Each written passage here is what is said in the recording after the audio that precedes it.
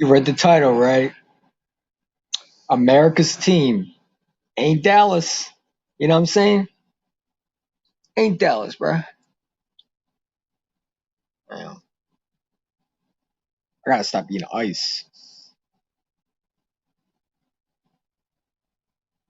The Dallas Cowboy fans shouldn't be talking. The Dallas Cowboy fans should not be talking about anything. They should be worrying about winning the game. Dallas Cowboy fans running around talking about Dak. Dak was elite. How Dak elite? When he threw 4 picks ever dropped. Let's make no mistake about it, man. What you saw on Sunday is what the Eagles defense is always should have been. Jim Schwartz is garbage. Garbage. Darius Slay's washed. Okay. Well, he shut down Calvin Ridley. Why didn't Dallas cornerback, what's his name, Diggs, why wasn't he on Antonio Brown? Antonio Brown's the number one receiver on the Buccaneers. Mike Evans, to me, is not a number one. He's a number two. People get so mixed up about number ones and number twos. Calvin Ridley should be a number two receiver, but he was projected to be a number one.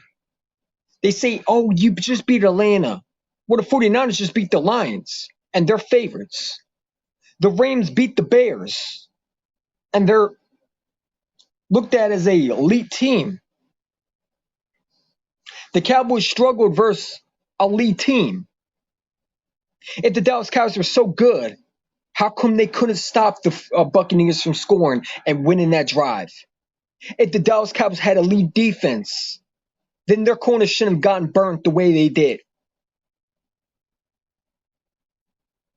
Nobody's worried about the Dallas Cowboys except Dallas Cowboy fans who want to pump their chest after they fought hard, but they took an L. Y'all said we were going to lose week one, and we went in there, and not only did we beat Matt Ryan, who, by the way, he only scored 6 points. I believe in his only time he scored 6 points was his rookie year. The Falcons were supposed to beat us, right, Dallas Cowboy fans? Boys for Life said it. I ain't trying to hear it's just the 49ers, because if the Dallas Cowboys beat the Falcons, they'd be calling themselves Super Bowl contenders. If the Dallas Cowboys beat the Tampa Bay Buccaneers, they'd be harping and talking about we're America's team and Dak is going to be a Super Bowl champion, and now they're sitting there saying Dak was elite. Well, if Dak is elite, he's a good quarterback, but he's not an elite quarterback.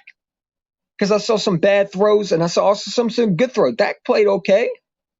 I'm not saying he was horrible, but don't sit there and say that he's the best. Win your games. Now, Dak didn't lose that game. Mike McCarthy did. Your head coach lost that game. Because who in the hell kicks a field goal when you have Tom Brady? Give Dak the ball, right? You paid him all that money. He should be able to win that for you, right? Dan Quinn is Jim Schwartz 2.0. Not a good defense coordinator. I'm sorry. I don't believe in him. I know what Dan Quinn is. He's not a lead defense coordinator. The Dallas Cowboys need a guy that is able to get the most, because Dan Quinn to me is just another version of what you had last year. The Dallas Cowboys are the Dallas Cowboys. They talk about, oh, you didn't beat nobody. Okay, but when we beat the 49ers, what are you going to say? That we didn't beat nobody? You watched our team. Everybody said we were going to be 3-13. We can't be 3-13. We just won a game.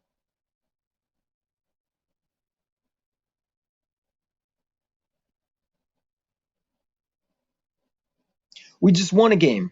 I'm sorry, 0-13, excuse me, 0-17, excuse me. Or 3-13.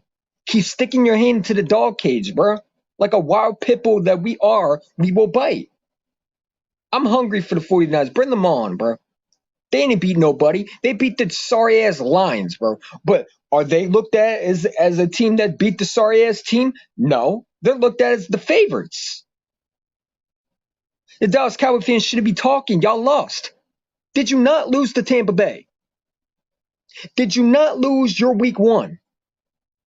You're not being in Chargers this week. It's just not happening. The Dallas Cowboys are done. After their game, after the Chargers, they're going to be 0-2. After that, your season might as well just be done, bruh. I'm not sitting here sugarcoating nothing, bro. Because we didn't get to pick who we played. I'm sure if the Eagles had to choose, I'm sure they would love to play Tampa Bay. Watch what we do to Tampa Bay. Because Hurts is a winner, bro. He's a competitor. He's a winner. He wants to win. He's not satisfied. Your quarterback's already satisfied. Your quarterback has the money. He has the job. My quarterback was not given the job. And the media loves to talk about why Nick Sirianni didn't give the Hurts the job. Why would he give the Hurts the job? That's how you end up with Carson Wentz, a spoiled, centered brat. That's how you end up with Deshaun Watson, who don't want to work for anything because they're given the jobs, because they're first round pick. You earned the job. Jalen Hurts went and earned his job. Daniel Jones didn't earn his job.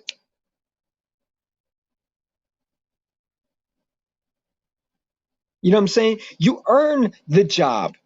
Quez Watkins had to earn his way to get the job. You know what I'm saying? Just being real. JJ didn't earn his job. He had to fight for his job. Now, I don't agree with what he's doing because he shouldn't be catching the footballs, not being a blocker. I would have just kept Mac Hollins if we want special teams and blocking. But I understand this. People say Nick Sirianni ain't a good coach. Why do you think that? Because he talks goofy? If you listen to him, he talks about football, not Doug Peterson, who just talks about nothing like a politician. Jim Schwartz talking like a politician. Carson Wentz, the crybaby diva that he is. Indianapolis, I'm telling you right now, man. And it took me a while to see what Carson Wentz was. He doesn't have the winning mentality. He never wanted to get better. He always thought he was the greatest. And in the league, if you don't want to get better, you might as well just leave the NFL. Because it's all about improving. And he thought he was already good. And the Eagles coddled him. And at first, I always defended him. But after watching him, the soft ass, crybaby, diva mentality that he is, that he said he gave up, I had lost respect after that. Because when the quarterback says they gave up and they couldn't beat out the quarterback that y'all say is trash, Jalen Hurts literally mind fucked Carson Wentz. He took his job from him. When you got insecure quarterbacks who don't want to look themselves in the mirror, you get Deshaun Watson. Houston just said they don't need Deshaun Watson. Deshaun Watson is a great quarterback, no question about it, but he's not a leader. He's a good quarterback. He's a good athlete. He's a good quarterback if you need a team like the Baltimore Ravens, if they need a quarterback, because I still don't believe in Lamar Jackson. I just don't. Yeah, Lamar Jackson went to overtime. The Raiders are trash.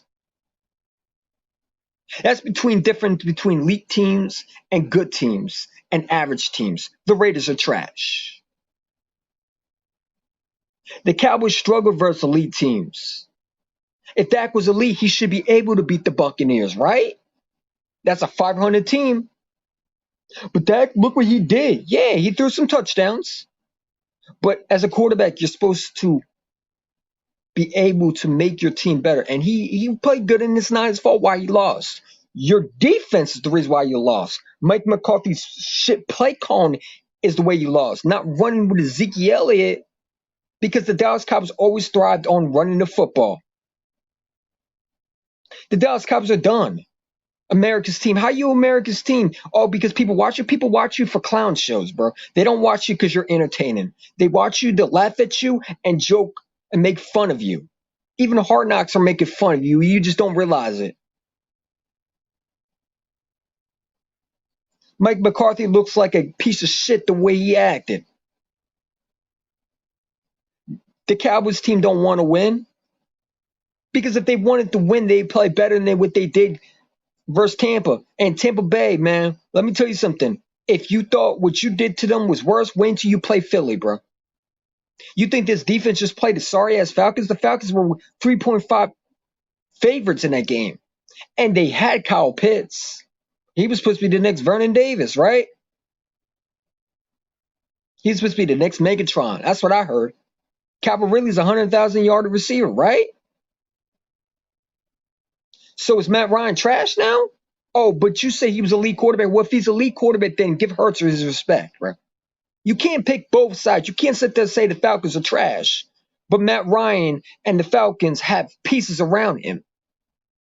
There was a couple times I went back in that game. You don't put I told you, when you put the third-round rookie, by the way, it's so funny, in the draft, he tweeted, if you draft me, if you want your quarterback to be protected, draft me. Oh, yeah, he definitely protected his quarterback. Matt Ryan was on his ass, bro.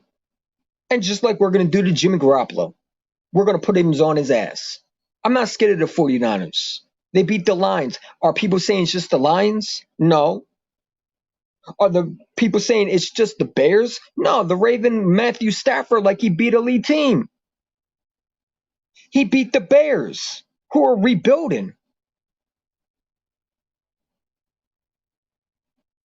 But are people saying that? No. No, they're not. They're not saying that, because that is part of their hypocritical thinking.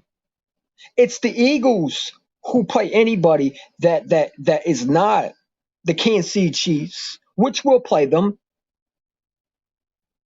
that the Falcons are suddenly trash. But then why did you make them favorites? If the Falcons were so horrible, then why did people pick us to lose to them? We were supposed to get blown out. We were supposed to be a close game. I said, and people clown me for it, saying that I said it was going to be a blowout. I said we were going to get to Matt Ryan. Oh, you go cheer one. How can you underrate the Falcons? Now they're trash, right? No, we made them look trash because our offense was clicking.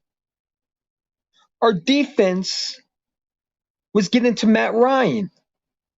Trust and believe, if we had Jim Schwartz, none of it would have happened. We probably would have lost.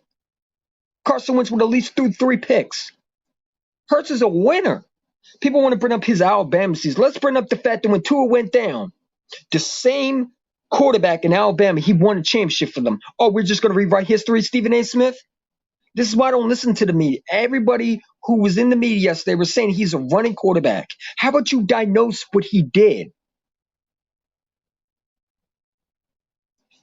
If the Dallas Cowboys were so good, they should be able to beat the Buccaneers. They were making so many mistakes.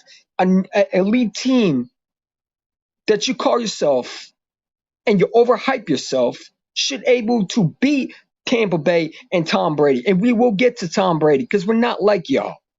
We don't act like we're better. I just waited for this Sunday. I'm not saying we're going to the Super Bowl. Y'all were saying that.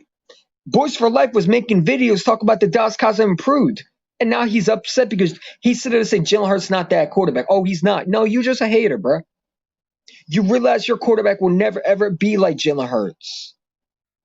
Because your quarterback ain't going to never, ever, ever be what Jalen Hurts is. Jalen Hurts is a bona fide winner, bro. And NFC East needs to watch out. Y'all keep on sleeping on us, and I told you what we're going to do. We're going to punch people in their mouths. Sirianni, there was rumors that after the press conference, he was pissed off. And I don't blame him. You made fun of a coach that, to me, I mean, when you go to Philadelphia, you're always going to be nervous. You watch another head coach get fired. You don't improve. This is what happens to you. You don't want to play Carson Wentz? See you later. Go to Indianapolis. And look what they did. Did they win? No. They're making mistakes for why he was holding on to football too much. Indianapolis Colts fans, I'm telling you, enjoy your quarterback because he will hold on to the football too much. He never learned how to slide. And when I looked at Jalen Hurts, when Carson Wentz got benched, I started seeing what people were seeing, why people wanted Nick Foles back. because team rallies around those players, and they didn't rally around Carson Wentz. Carson Wentz doesn't want to get better because he already thinks he's better. And when you have a mentality like that, you're not going to be a good quarterback for a long term. He's a talented quarterback, but there's a difference between talented and a leader. And Jalen Hurts has a leader in his game. Players want to play for him. They don't want to play for Carson Wentz. It has nothing to do, maybe his personality is great, but off the field of him not wanting to get better, not him taking criticism. Same with Doug. Why do you think he don't get a coaching option? He's a Super Bowl champion, right? Because they saw what Doug did without Frank Reich. And instead of saying, how can I get better? What can I do to help my quarterback? He did the exact same thing. When you run the football, Miles Sanders, he's effective. People say he couldn't catch out the backfield. Yeah, he was able to catch out the backfield. Stop listening to the media. Trevor Lawrence, the number 1 pick, looks like complete garbage. He's overrated, in my opinion. He's not what everybody thinks he is. Trevor Lawrence, to me, is not a good coach. It will never be what Archie Manning is. But when you listen to people, because what he did in Clemson, the same thing Deshaun Watson did, because they had everything around him. And Deshaun Watson is a talented quarterback. But Houston wants a leader. And when Eagle fans say they want Deshaun Watson, why do you want that? Because Houston was able, Brandon Cooks was able to play better without him. Look what Tyrod Taylor did. Tyrod Taylor. No, he's not a lead quarterback. He couldn't even keep a job, a backup. Beating out your starting quarterback and making them first place. You tell me if I want to trade that for all that for a quarterback that can't even give the Houston Texans fans that. Yeah, he won all these playoff games.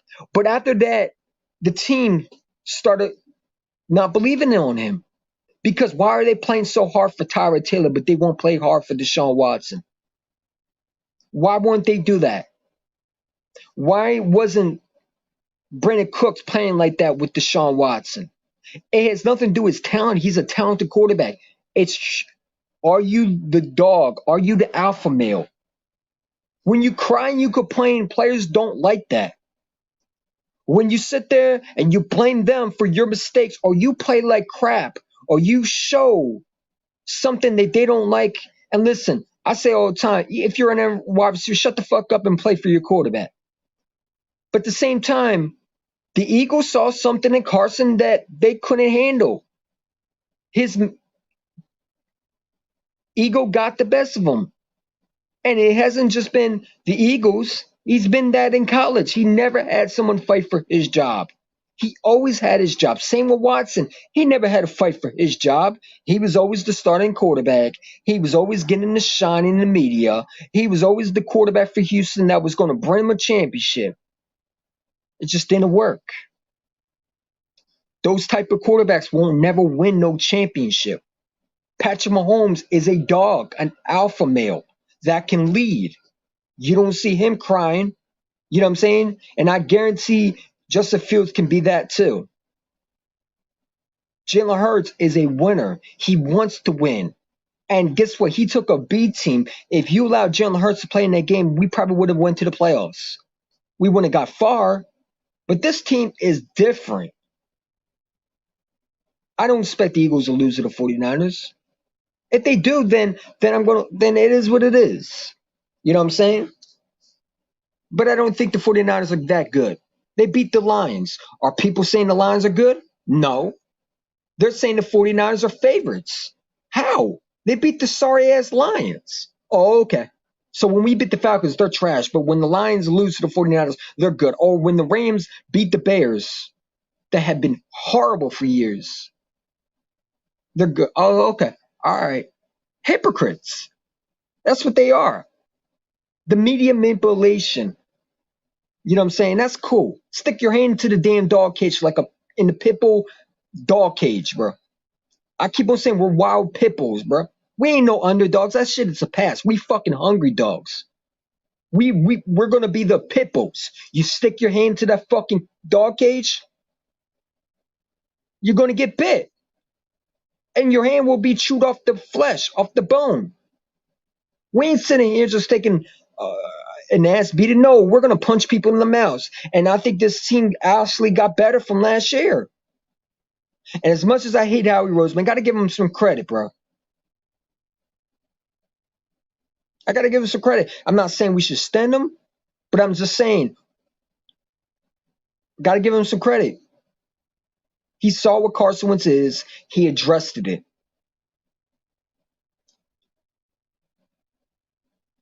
You hear an excuse in Indianapolis, oh, the offensive line is terrible. That's always we've been hearing in Philadelphia. No, he holds on the ball too much. He tries to be Mr. Hero. He tries to be this guy, and he doesn't take what the defense gives him. People want to tell me why Jalen Hurts don't take a D shot. Why does he have to? And he did versus with Devontae Smith. He can take D shots. Well, why does he have to? That doesn't win you football games.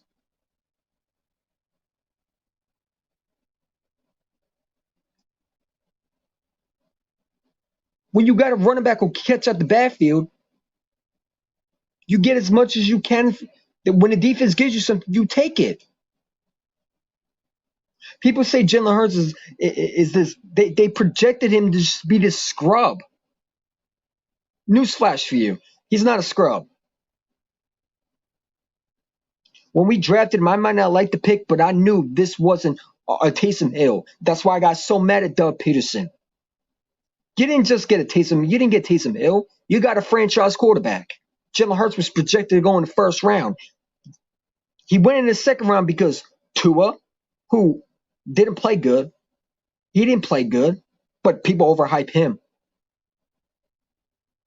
Mac Jones, to me, the only one that's really good in this class. Trevor Lawrence was making mistakes. Oh, Trevor Lawrence needs things built around him. He has DJ Chark down there, doesn't he?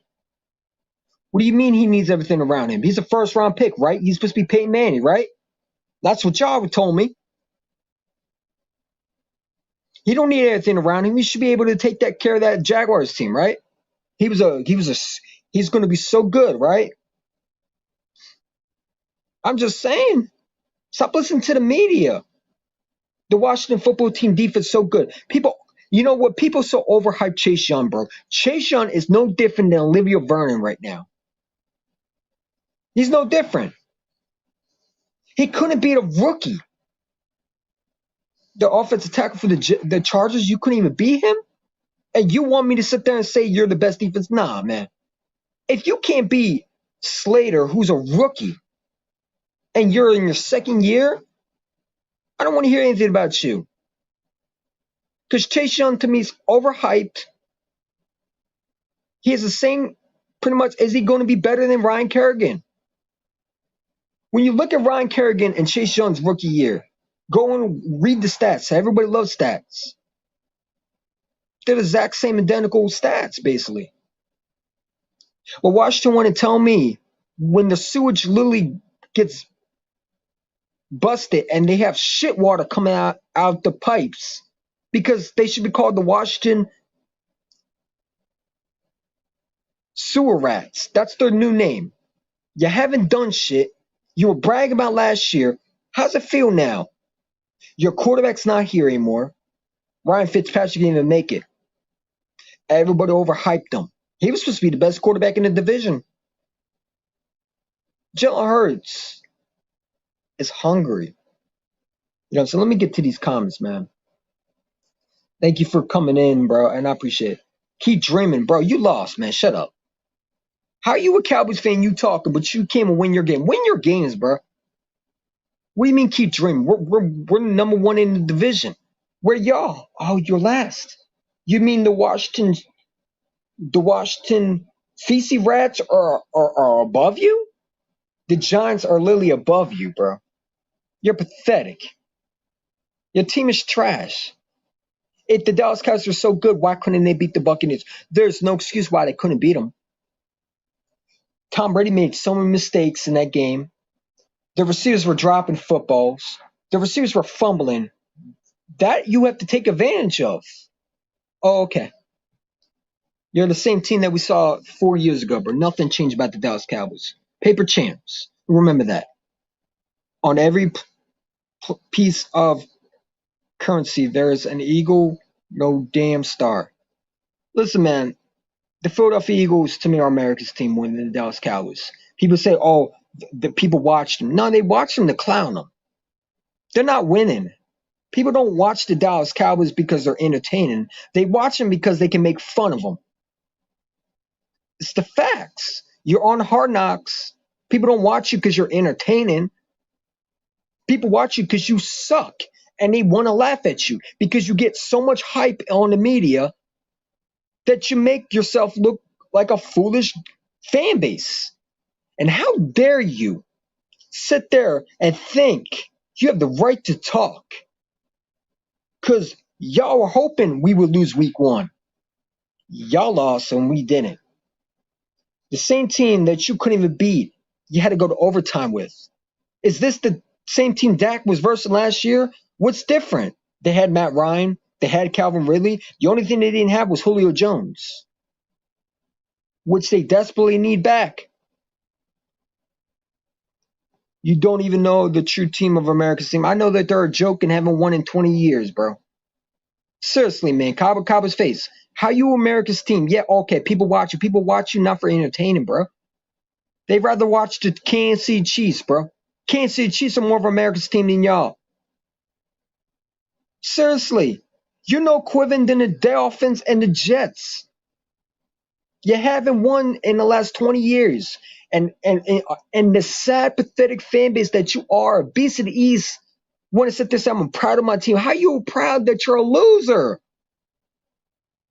Who cares if you fought? You lost. Are you serious? That's why I can't take Cowboy fans seriously. How are you happy that you lost? Oh, my team fought. They fought, but they lost. It does no good just to fight. If you don't win, that's like me saying I made the football team and we lost, but I scored a touchdown. Who cares? You scored a touchdown, you lost. You know what I'm saying? That's like me being in the basketball team. I slam dunk and I do great, but I lost. Are people looking at me as a winner? Are people looking at it as me? Stats look great, but you're not mentioned as a team that wins. Only the media says you are because they pay their bills. ESPN needs the Dallas Cowboys to be irrelevant. Watching Stephen A. Smith makes me feel like he didn't want Max Kellerman. You know why he didn't want Max Kellerman? And before I used to hate Max Kellerman's still horrible. But let me tell you something. Stephen A. Smith, besides him trolling the Cowboys, he has no knowledge in football. No knowledge of football. The only thing I like about him is he trolls the Dallas Cowboys. Oh, Jalen Hurts got to show me something. How about that one? 34 points dropped on the Falcons. That's not showing you anything? But the Rams beat the Bears, and they're something good. What? The Bears are trash, and they're worse than the Falcons, in my opinion. They're rebuilding. But when we beat the Falcons, they're just trash. But yet they were favorites. So if they were trash, then you would have picked us, right? We would not be underdogs. They would have been underdogs. It's like we're underdogs going to the season. When we beat the 49ers, y'all can say it's the 49ers. I ain't trying to buy all that. Keep the same energy when we beat the 49ers. Don't come back and say it's the 49ers. Where you hiding? What's up, man? Shout out to where you hiding, bro. You know what I'm saying? You be texting me too much, man. You funny as hell. That's my bro. Diggs shut down Mike Evans. Mike Evans is not a number one receiver. He's a number 2. Okay, so Diggs is the number 1 cornerback, but yeah, he was shutting down number 2 receivers. And my cornerback, Darius Slay, that you called trash, Boys for Life called trash, was shutting down Calvin Ridley, and I think he only had 22 yards, if I believe. Exactly. Anthony Brown more looked like the number 1 cornerback because he was on Antonio Brown, and yet he looked like a disaster. Why wasn't Diggs on Antonio Brown? If he was the number 1 cornerback, he should be on that number 1 receiver, right? That was making more tribute. Mike Evans is not a number 1. He's a number 2. You got to understand between number 1s and number 2s.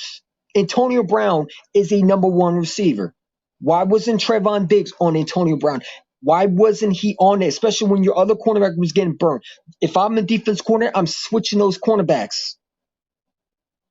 Didn't you draft him to stop players like that? Oh, okay. But he's the number one cornerback? No, he's not. He's not. He's equivalent to what Steven Nelson is, a number two cornerback. You can't get praise because you have a number one cornerback, but yeah, you can't cover a number one receiver. Anthony Brown was covering a number one receiver. Let's put Trevon Diggs on Antonio Brown. We'll see how good he is. Matter of fact, put Trevon Diggs on Keenan Allen this week. Don't put him on Mike Williams. Put him on Keenan Allen. Because my cornerback was on Calvin Ridley.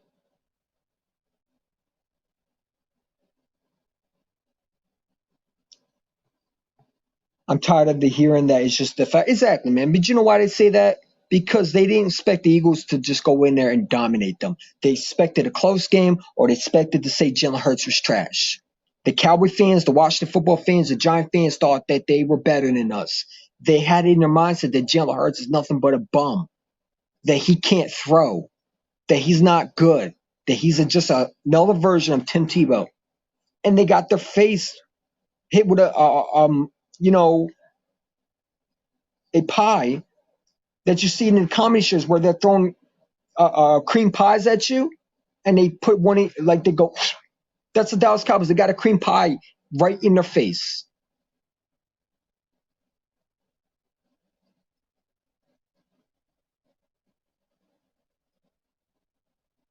They thought Jalen Hurts wasn't that dude. I could have told you Jalen Hurts was better than what people thought. You know what I'm saying? But Eagle Chant won is don't know football, but Eagle Chant won. LB, shot to him. Philly Foothills, where you hiding? And Bird Game 31 predicted the Eagles to blow out the Falcons. Y'all called us goofies. Y'all said we didn't know anything. You listen to these so-called, and no respect to them, they got different opinions. But they weren't confident in their team. Oh, joint practice don't mean nothing. I told you joint practice does. And yeah, we were a little rusty in the first half. But our defense in the second half wasn't. And it was the late first half, that's when we start turning on.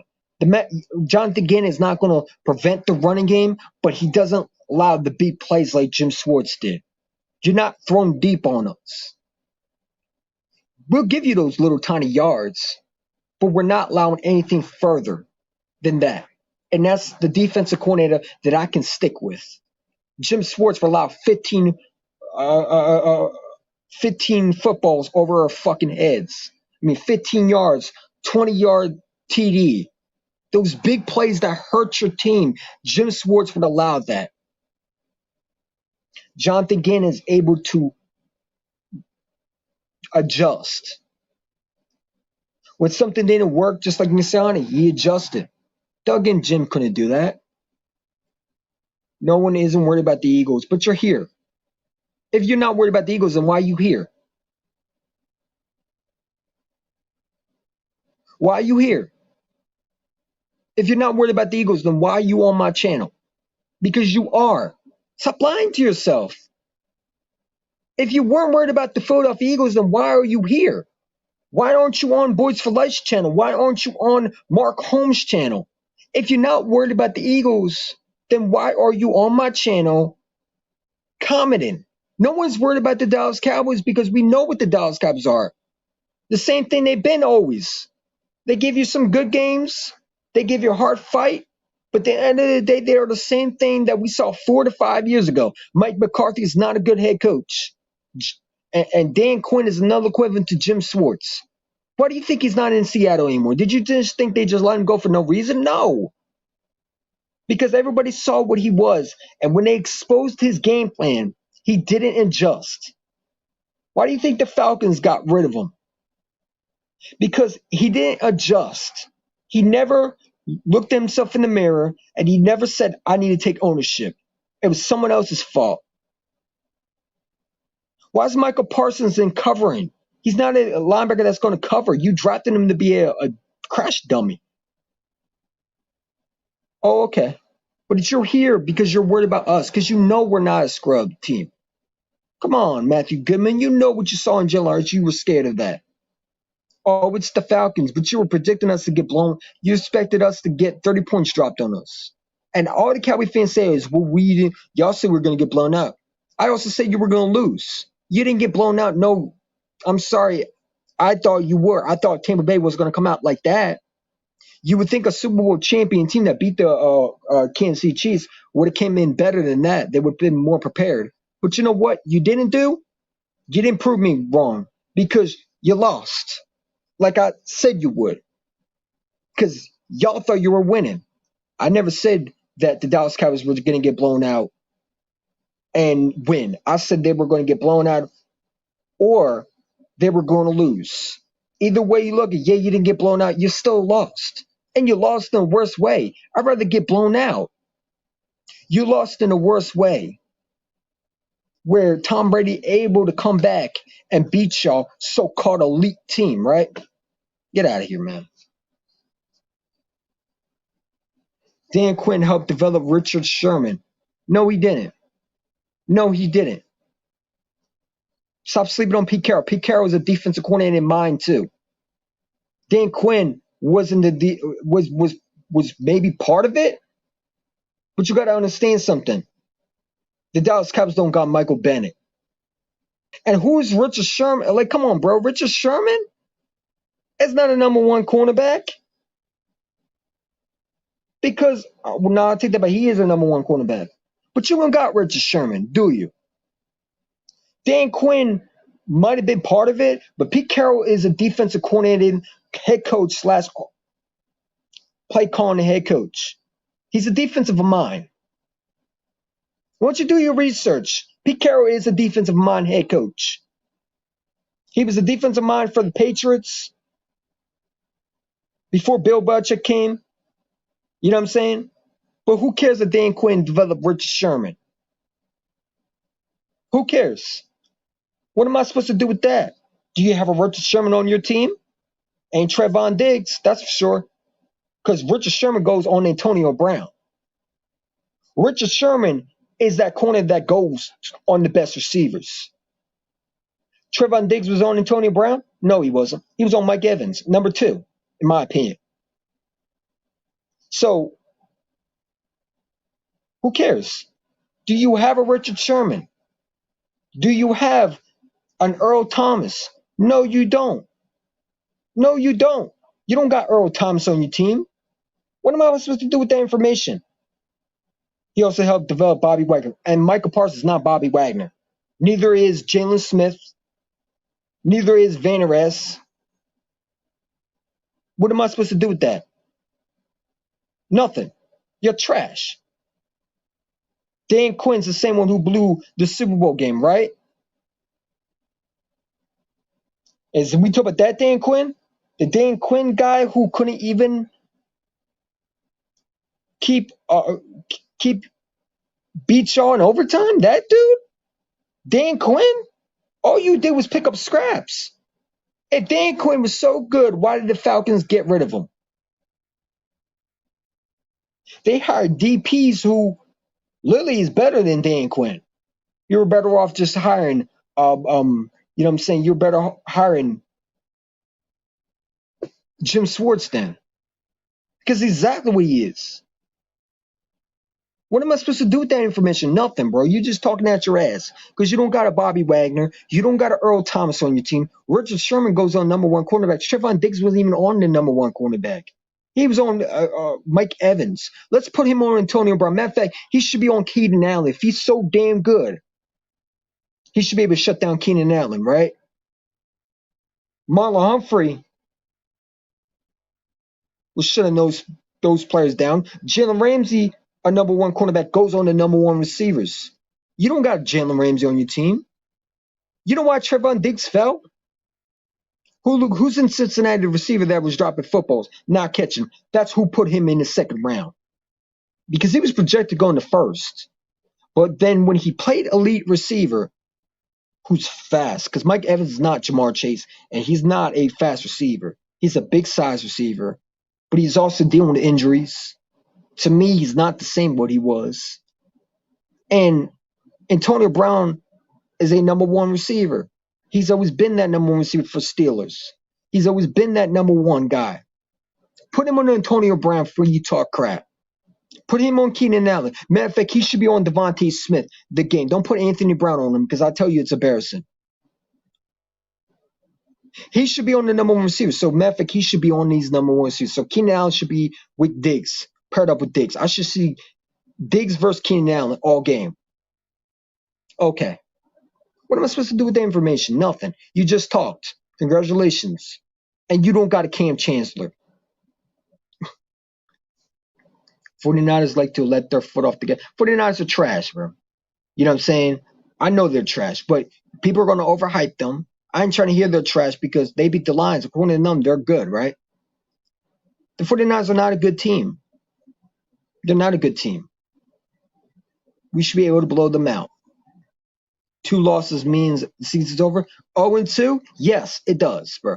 Once you're 0-2, you're pretty much done.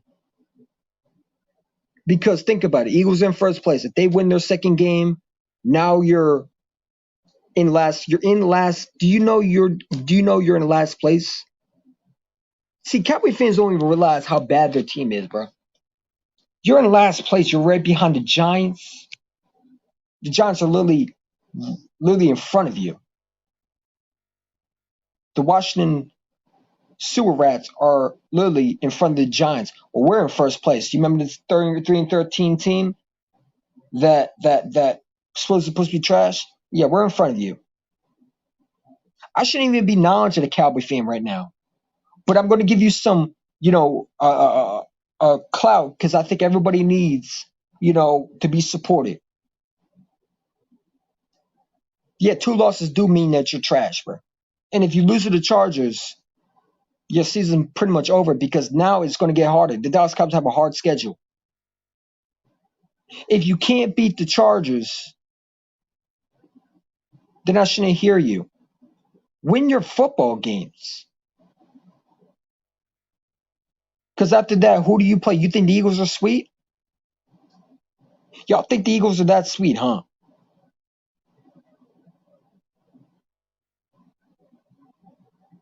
You think the Eagles are sweet? Okay, keep that in mind when we beat y'all. Y'all lose to Tampa Bay. You don't know that. Just like you said, we're going to lose to Falcons. We ain't y'all. We can get to Tom Brady. Our pass rush to me is better. Our pass rush ranked by PFF, who y'all want to overrate Dak's stats by, is ranked 3rd. Your defense ain't ranked the top 2nd. The Rams are ranked the number 1. I believe. Who else is the number 2? Baltimore is number 2, and we're number 3. So keep that in mind. Who's in front of you? Don't sleep on this Eagles defense. You know what I'm saying? You want to know about defense because your defense is not elite. They're average at most. Diggs is not the number 1 cornerback because if he's the number 1 cornerback, he should be on Antonio Brown last week. He wasn't. Anthony Brown was, which was a disaster. We still do get Tampa. Yeah, we will beat them too. And they'll say it's just Tom Brady getting older. Dak had to earn his was a 4th round pick. He only earned it because Tony Romo was hurt. That's the only reason why they gave it to him. Tony Romo was hurt. He got injured. Don't sit there and say he was competing with Tony Romo. He was injured. Tony Romo was injury prone. He went down. Don't try to test my knowledge, bro. I've been an Eagle fan since I was 3 years old. I'm 21 years old. I've been watching the Eagles. You know what I'm saying? I've been watching the Dallas Cowboys stink up the joint. Dak Prescott got the job because they had no choice. Now, he's a good quarterback, but he's not great. He's not top 15. But he's good. He's good for the Dallas Cowboys. But would he start over Mahomes? No. Would he start over Jalen Hurts? No. Would he start over Watson? Hell no. Would he start over Justin Fields, the rookie? No. Would he start over Tony Romo? Yes, because Tony Romo cannot stay healthy. I hate JJ. Me too, bro.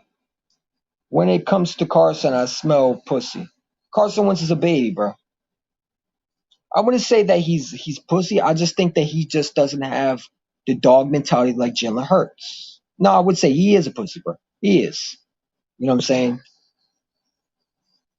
Raiders are pretty good. The Raiders are trash. The Raiders are trash. Derek Carr's a bum. And come on, bro. The Raiders are trash. But they'll beat y'all. And we do play the Raiders, I believe. Don't sit there and say the Raiders are good, bro. They went in overtime with Lamar Jackson. Lamar didn't impress me. You know what I'm saying? He still fumbled. He still made the same mistakes. Yeah, he threw. So what? So what? Did he win the football game for them? No. Derek Carr's still being trash. I mean, Peyton Manning said that they're 3-13 off the fact that Derek Carr couldn't throw. But they'll beat y'all because you're not good. I can't wait, man. Sup, bro? Tuning in from my high school. Shout out to you, man. Keep doing your thing. Stay in school, bro. It's important, man. Stay in school. Do your thing, bro. It's hard out here, man. It's hard. Again, you cannot control who you have in the schedule. You can only play the people that you put in for. Exactly. And Coach Dante, shout out to you, man. Shout out to you. Like, you know what I'm saying? I'm sure if the Dallas Cowboys picked, they wouldn't be playing Tampa Bay. They played them sorry ass Dolphins. Okay.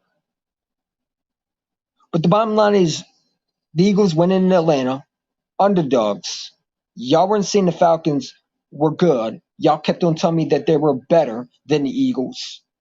I didn't hear Jalen Hurts was going to win. I heard Jalen Hurts was going to be benched. I heard Minshew mania. I heard that that Jalen Hurts ain't the dude. That the Eagles don't believe in him.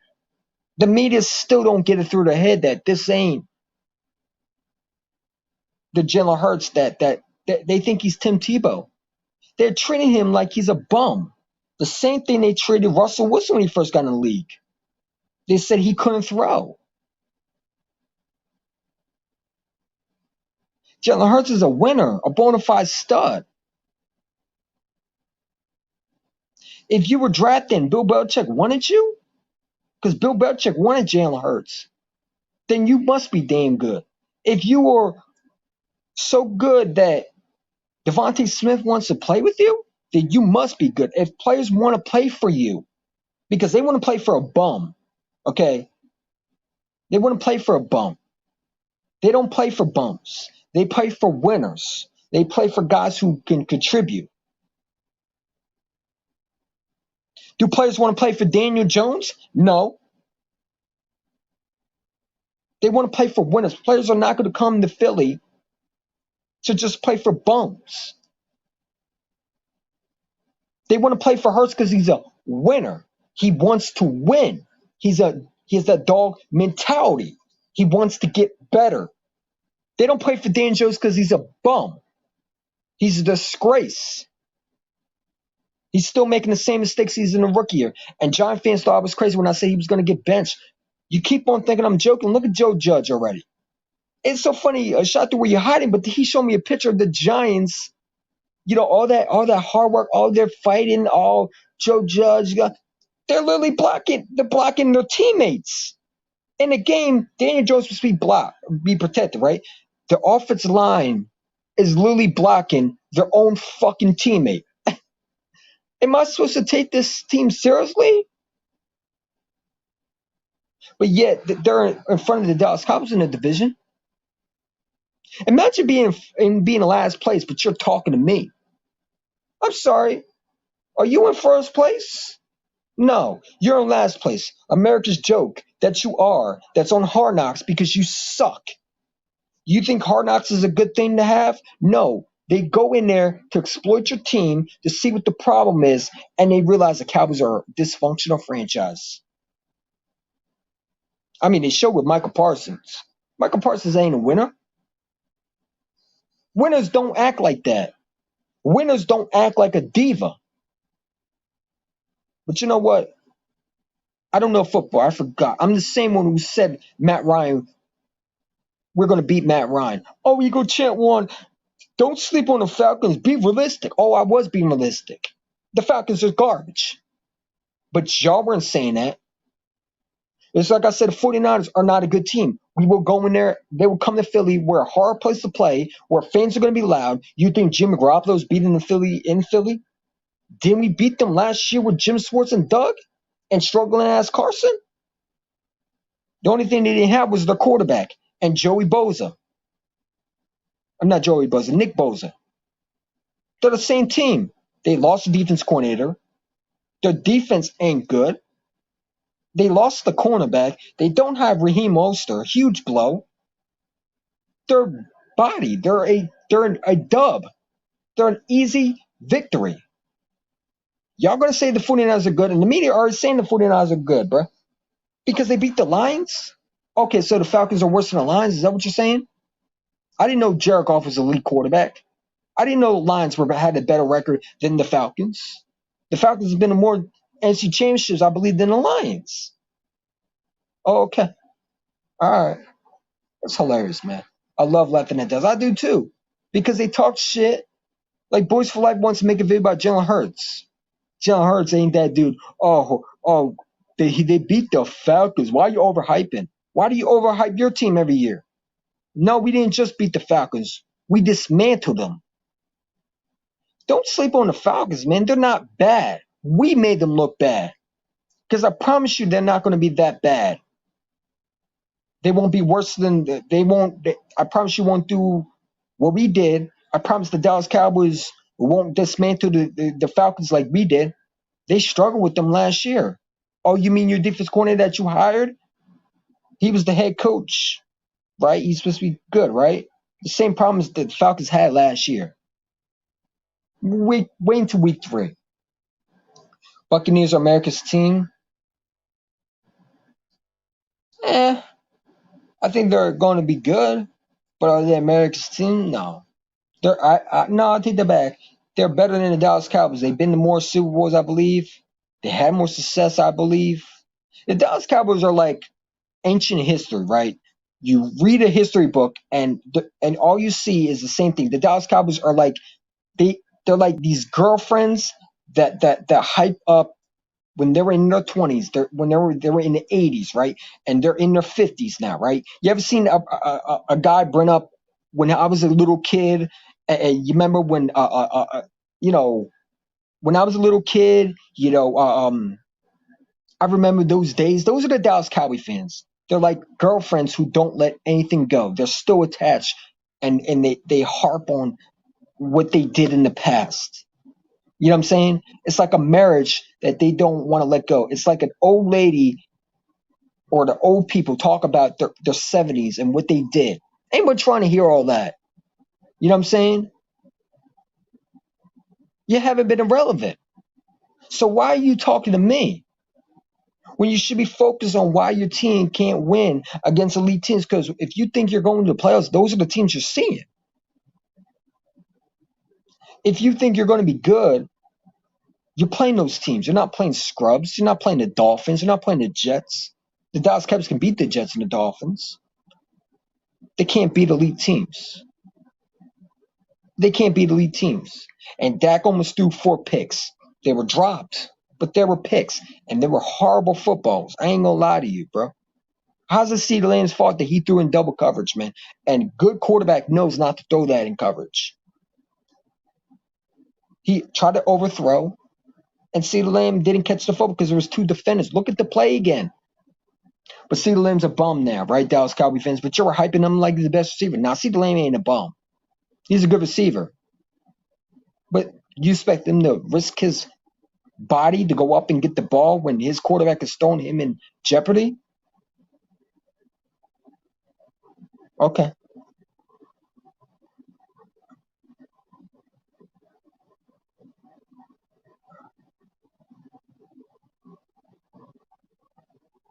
I mean, it's hilarious, bro. It really is.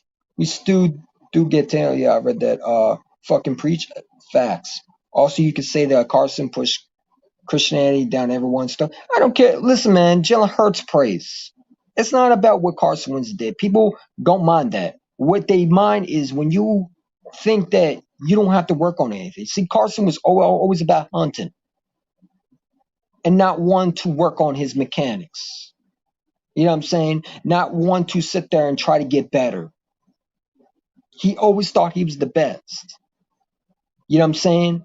He never thought he never thought that anybody was better than him. Because Carson Wentz thought that he was the best. Look at how his attitude is. He thought that no one could tell him what to do. And for a while, no one could.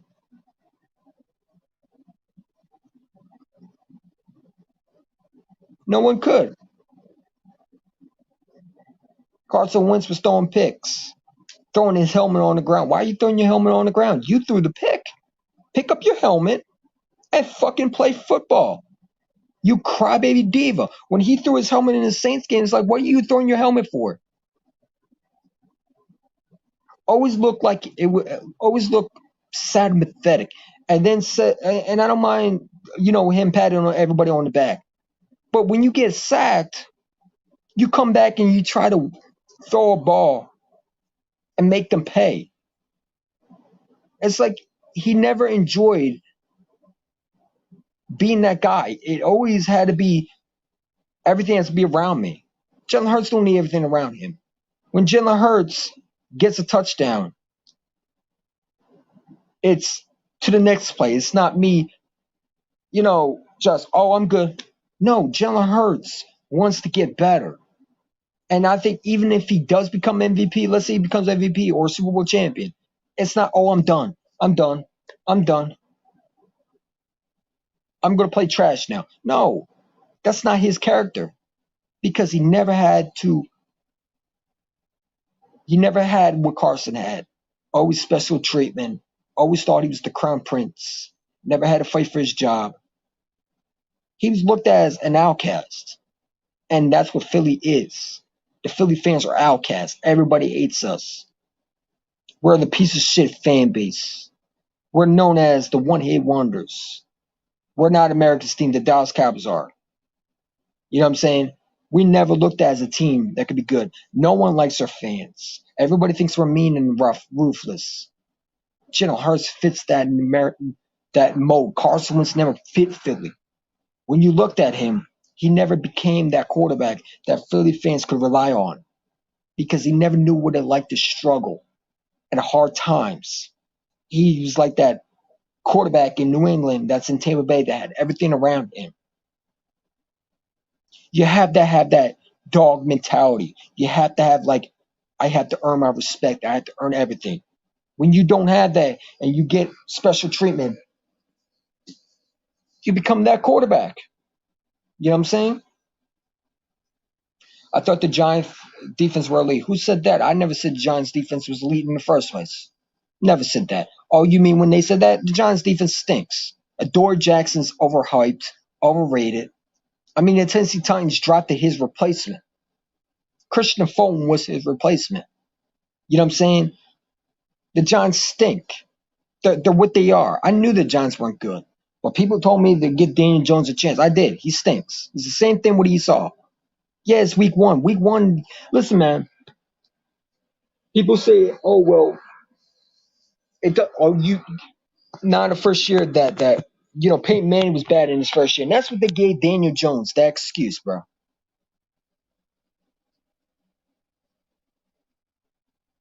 You know what I'm saying? But people want to forget that Daniel Jones was even horrible in college. If Daniel Jones was so good, right? Then how come he hasn't improved? They blame the offensive line for him. His offensive line is good. But he had no weapons. It's sad. Daniel Jones is a bum. He doesn't know how to throw with accuracy. He doesn't read defenses well. He throws in no matter who's the guy. Like, he doesn't throw with smart, intelligent mind. He doesn't want to get better. He's still fumbling. You're in your fourth year and you're still fumbling. Giant fans want to laugh at me, talk, and all they could bring up is they're the same thing as the Cowboys. Ancient history, bring up the 4 Super Bowls. Number one, you had elite defense. You don't have that. Number two, Eli Manning won because of elite defense.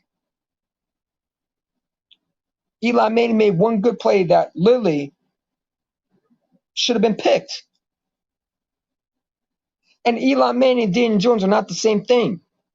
Eli Manning is a better quarterback than Daniel. Daniel Jones will never sniff Eli Manning's jock straps. He would never be a Peyton Manning. He's equivalent to Brady Quinn.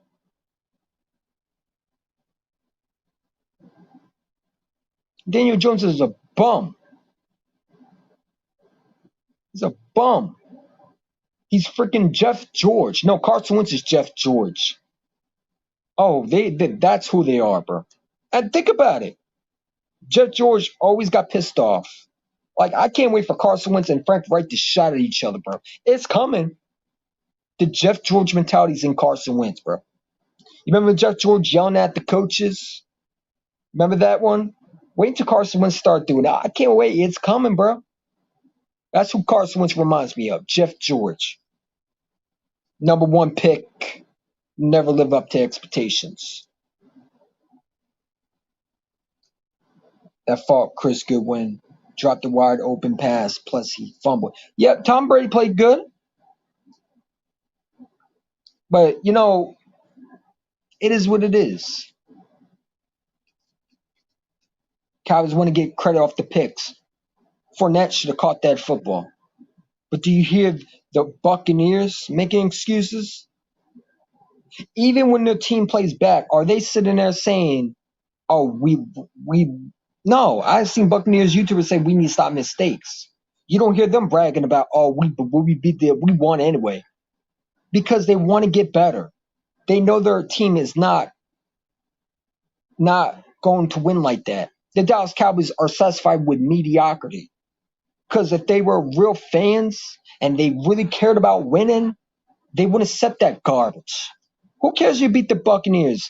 You made mistakes that cost us that game. They'd be looking at Mike McCarthy like, you're not a good head coach. Why aren't you running with a running back that Jerry Jones paid? Why is Tony Pollard in the game, not Zeke? Why is Dak throwing more than 25 times? Why don't you run the football? Why didn't you go for it? When you have Tom Brady on the other side that if you give him the ball, you know what he's capable of. Why didn't Dak go for it? Why didn't you look at Mike McCarthy and say, why didn't Dak be that quarterback that you paid him to be? Why didn't he try to win the game for us? Why didn't you try to be aggressive and take a shot and try to win the game for us and give Tom Brady or take some time off the clock so Brady can't win? But Cowboys fans don't think like that because they're stuck in their Super Bowl ways. This ain't the 90s anymore, bud. You can bring up, oh, yeah, it took you 52 years to win a championship. Yeah, but ours is current. That's the difference. Y'all want to say it took us 52 years. You're right, it did. And it'll take you another 52 years to finally get your shit right. So, what are we talking about? Ronald Jones has fumbled. Ronald Jones, he's okay. Happy about a loss. They are. They actually enjoyed that Dak played good. He played elite. No, he didn't. He played okay. He didn't play elite. Did he play like Patrick Mahomes? No. He didn't play elite. He was good, but he made some crucial mistakes that if the ball was caught, those are 4 interceptions right there. That changed the game totally.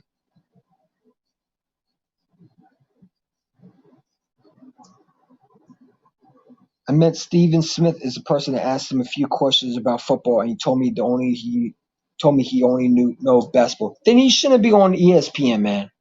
Go to first what is it? First Jump, the basketball sports. Go over there.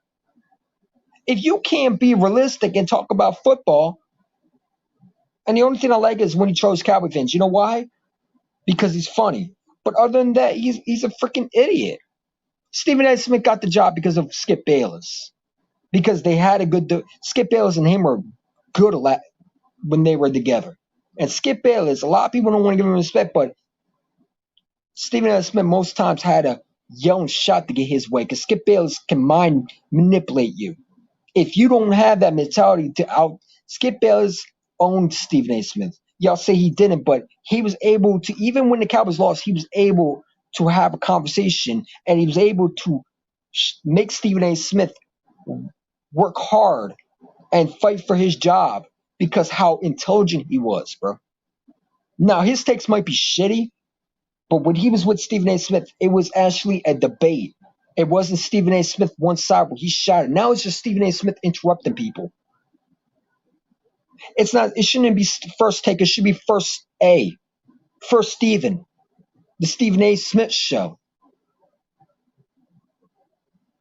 It's the first A for A. Smith because Stephen A. Smith wants to interrupt people.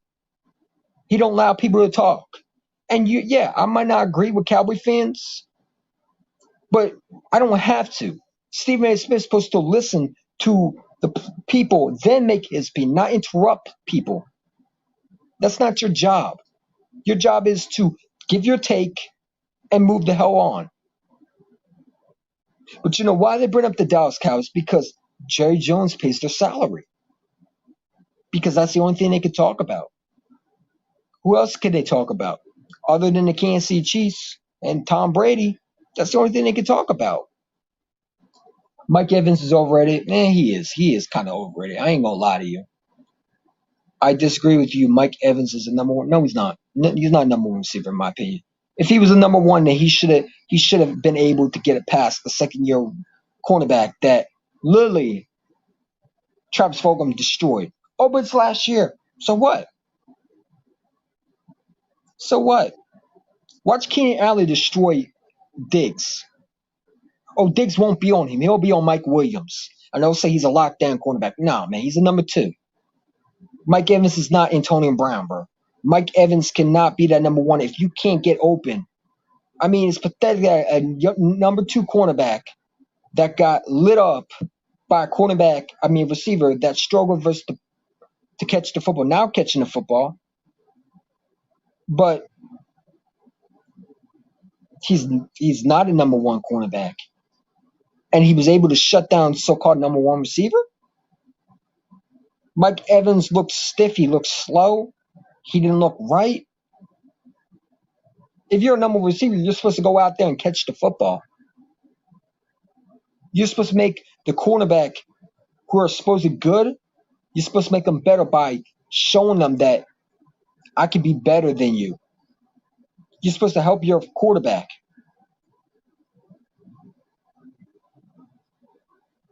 100,000-yard receiver every single season since he came in the NFL. Who, Mike Evans?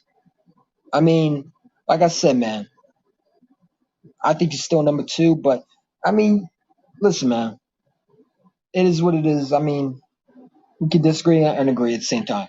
Though he has Tom Brady thrown to him. Yep, exactly. Exactly. Now, he actually made Jameis Winston look good, too. You got to admit that one. Yes, the game against Tampa Bay, but he could have made it. Are you talking to him? Yes, what's up? What's up, Kevin Lopez?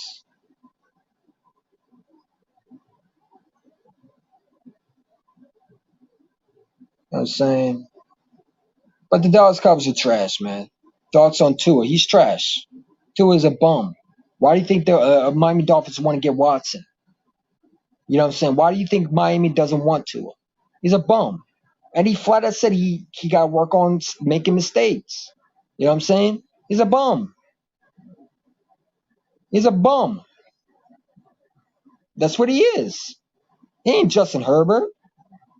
Tua's a bum. A flat out bum that was drafted in the first round because of his Alabama debut. He's a bum. What do you think about Tua? He's a bum. Didn't Kenny Golladay want to play with Daniel Jones? Yeah, and he sure regrets that one. On Hard Knocks, I saw a fart. The Cowboys are over. Yeah, I mean, Michael Parsons basically farted, and now he looks stupid on film. I mean, how selfish do you have to be to act like that. You're a number one pick, but you're acting like a 7-year-old. Maybe this is why he dropped, because they saw the red flags with him. You know what I'm saying? But it is what it is. Winners don't act like that. No, they don't. Juju wants to be in a TikTok. Yeah, and he's a diva. Juju is not a good. I mean, Juju's trash, bro. I never understand the hype of Juju Smith-Schuster. He's an overrated receiver, bro. He really is. He's not. He would never ever be what Antonio Brown was for the Steelers. Cowboys are America's bandwagon. I'm a Giants fan, and I hate the Eagles most, but I hate Dallas. Dallas Cowboy fans are literally bragging about being last in the division. You know what I'm saying? And Daniel Jones, to me, if I'm Joe Judge, I'm benching Daniel Jones, bro. Because you got to make a statement. You know what I'm saying? We gave you weapons. You're fumbling. If I'm a Giants fan right now, bro, I'm pissed right now. Because let me tell you something. If Daniel Jones throws a touchdown pass, it's no longer the Denver Broncos leading. We're one score away from tying the game. And Joe Judge, I mean, he didn't even know. Joe Judge needs to stop saying that. Just make smart decisions. Daniel Jones is just not a good quarterback, and it's not me being biased. You know what I'm saying? If he was on the Eagles and he's doing this, I'd be saying the exact same thing. The Giants are truly missing Eli Manning. Eli Manning makes that touchdown. When he got older, he was starting throwing picks. You know what I'm saying? People want to get rid of Saquon Barkley. Why? The Giants' problem is not Saquon Barkley. It's Daniel Jones and that sorry ass offensive line. You put Barkley on another offensive line and watch him ball out. Barkley cannot be the guy that you can rely on. You know what I'm saying? He's a running back. He's supposed to give you what what a good team's supposed to have. A running back but a quarterback that's decent too. Daniel Jones is a first round pick, right? That's what I hear. But Daniel Jones is still making mistakes like a rookie. I mean, people tell me, well, you got to give him a chance. How many more chances do you want me to give him? The man hasn't improved. He's still fumbling the football. He's still throwing still throwing picks. He's still throwing balls that are literally right to a defender. He doesn't know how to read defenses. He doesn't throw with accuracy. He threw one to Sterling Shepard, and Sterling Shepard just made a good play. He threw a good ball that way, but you got to be consistent. You know what I'm saying? But it is what it is. What up? How are you been? I've been good. Only Giant that I can trust is when healthy is Saquon. Saquon's a monster, bro. And the Giants would be stupid enough to get rid of him, bro. If the Giants trade Saquon, they're done. Their franchise is finished because he's the only one that's making them relevant. He's the one who's making them be more of a chance to win. Every game that Saquon's in, they're usually in games because of him, because of his ability to run. Why is Saquon Barkley the fallout? Bench Daniel Jones, because I guarantee people think Mike Glennon is a better quarterback than Daniel Jones. I'm sorry. If I'm the Giants franchise, I'm looking to get Deshaun Watson, or I'm looking to get a quarterback. I'm looking to get a quarterback. I need a quarterback. I will even side Cam Newton at that point. It's better than Daniel Jones. Cam Newton's a better quarterback than Daniel Jones. What has Daniel Jones showed the Giant fans that he can be that quarterback? If I'm a Giant fan, what has he shown me? He's still turning over the football. You're a first-round pick. We gave you Kenny Golladay. We paid all these receivers to help you out, and you're still making the mistakes. It's not the receivers why Daniel Jones stinks. It's him. He's making the Giants what they are. I saw a couple times that offensive line was protecting Daniel Jones, and he was still holding on. He holds on to the football. There was one play in the game when I was watching the game where the offensive line was actually blocking a little bit more, and he still was holding the football. Throw the football away. But that's the Giants, man, because they trash.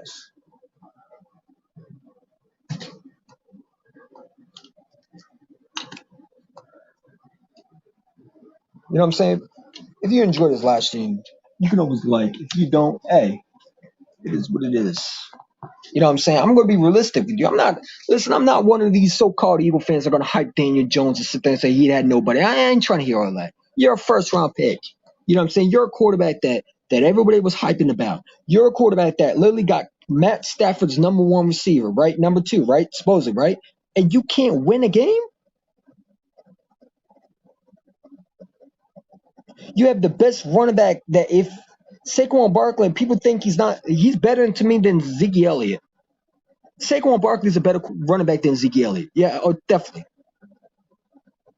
The Giants are stupid if they trade Saquon Barkley. Just like they were dumb for trading Odell Beckham. The receivers have never been the same since OBJ left.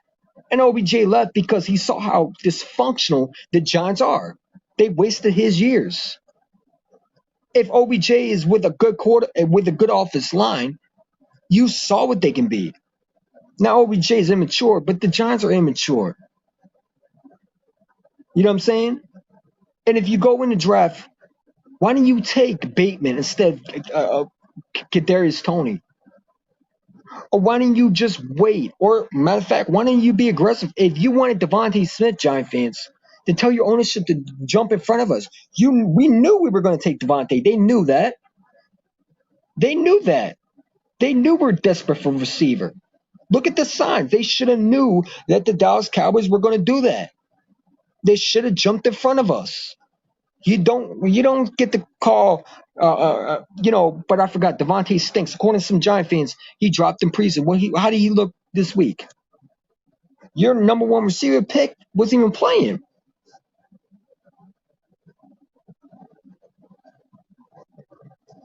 They drafted a left tackle, and he's Eric Flowers 2.0. He stinks. Their offensive line is shitty. Their quarterback is still a bum. And yes, maybe the offensive line probably is the problem why Daniel Jones is not playing good. But you know what? Daniel Jones also holds on to football too much. And he has no excuse this year. Giant fans better not give me an excuse. Oh, he had no weapons. He has Kenny Galladay. That's Matthew Stafford, number one target last year. That's what I heard. He has Sterling Shepard, who is, to me, a number two receiver, a first-round pick. That was, to me, the best receiver for Eli Manning, along with Odell. And he has the number one running back that when he's healthy, he's top three. Saquon on the Ravens were trying to acquire him. You know why the Ravens were trying to acquire him? Because he makes Lamar better.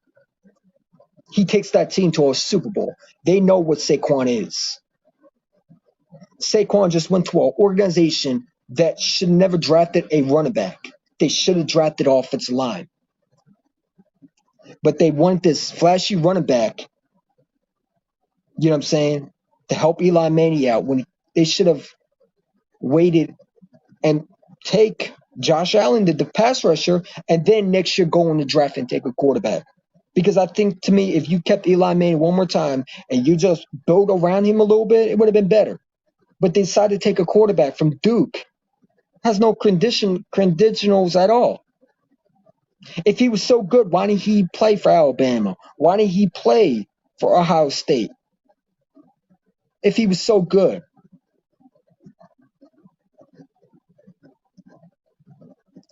You know what I'm saying? No one was taking Daniel Jones in the first round. The Giants were. Dave Gettleman, no one else picked him. You know why Dave Gettleman was picked by the Giants? Because they want to go back to the happy days. They're living in the past just like the Cowboys are. Daniel Jones didn't show me nothing. And it's not me being biased. If it was an Eagle, I wouldn't be hyping Daniel Jones up. I'd say he's a bum. He's a bum. What's your excuse now? You got receivers, you got the offensive line. Oh, no, you don't got offensive line, but your offensive line, to me, is not the problem. When your offensive line do block, you're still holding on the football. Throw the football away. You know what I'm saying? He holds on the football too much. And fumbling when you're trying to win, if you throw a touchdown, now it's a 1-point lead.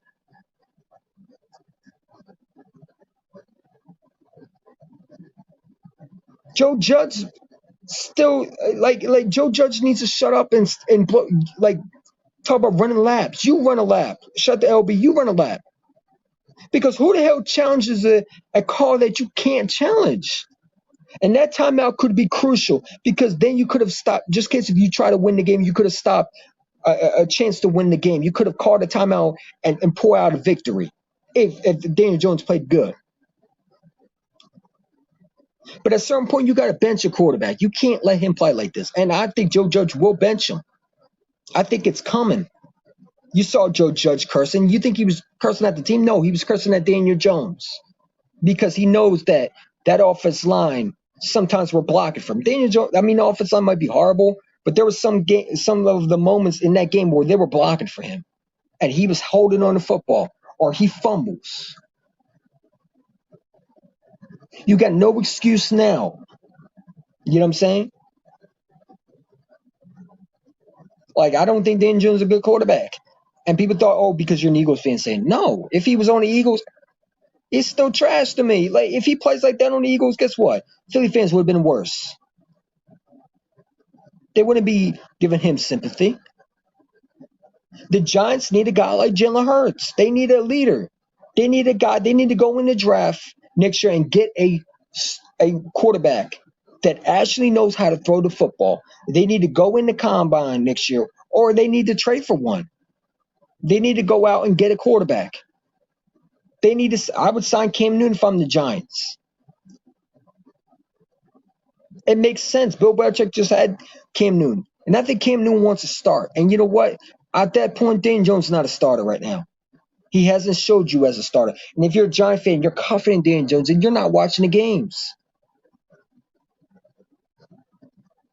You know what I'm saying? He talk about everything else except this ass woman you're about to take off. The 49ers are trash, bro. Billy Badass. Seriously, man, you beat the Lions. Did you see what we did to the Falcons? You talk about the ass whooping. Jimmy G's trash, man. Please play Trey Lance, bro. Because I'm telling you right now, he's a better quarterback than Jimmy G, bro. Jimmy G's horrible. Jimmy G's terrible, bro. Jimmy G's terrible. Go sign Nick Mullins back. 49ers? What? Are you relying on the running game? We're number one in stopping that. Billy Badass, I didn't think you were going to come on my channel, but shout out to you, man. I watch your videos too. Jimmy G's trash, bro. If I'm the 49ers, I'm starting Trey Lance. Jimmy G's terrible, bro. He's horrible, man. He's not a good quarterback. I'm not scared of Jimmy G. He's a statue just like him. Please, if you want a chance to win, put in Trey Lance. Make him the starting quarterback. Because I tell you right now, a mobile quarterback is more difficult than just a statue quarterback. Jimmy G is terrible. Number one, Raheem Mostert is not there anymore. Who am I scared of? We played y'all last year. What's the difference between last year and this year? What? Nick Bosa's not in the game? What? Who? You had all your other receivers. Kittle was playing. What's the difference between last year when we went in your home and beat y'all with a struggling Carson Wentz? And we didn't have Devontae. We had Travis Fulgham. Come on, bro. Come on. Do you really honestly think you're going to go into Philly and beat us? Do you honestly think that you are good? You beat the Lions. Oh, I get it. You're feeling yourself. But if I say we beat the Falcons, we're trash. I can't wait, man. 35-15, bro. You know what I'm saying? If it was Jim Schwartz, then it'd be a different story. But we beat y'all. We own y'all. You ain't scaring us with that running game, bro.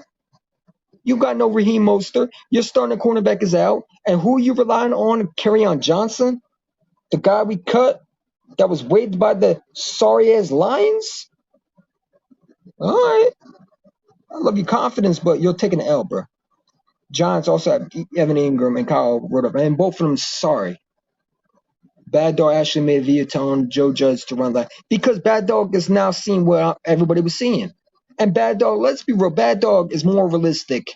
You know what I'm saying? Kyle Pitts, he's funny, but now he's seeing everything. Because Bad Dog honestly thought that Giants were getting better. Because last year the Giants honestly were trying to get better. They were actually trying to get better. But Joe Judge thought he was suddenly good. You know what I'm saying? I told you Joe Judge ain't nothing but Matt Patricia 2.0. Nothing but Matt Patricia 2.0. He's going to piss off one of those players I mean, players are quitting. When players are quitting on you, it's not a good sign, bro. Players just don't quit out of nowhere. You know what I'm saying? They don't quit out of nowhere. Spencer Rattle could be the guy. He stinks. I wouldn't go after him. You beat the Falcons and you beat the Lions.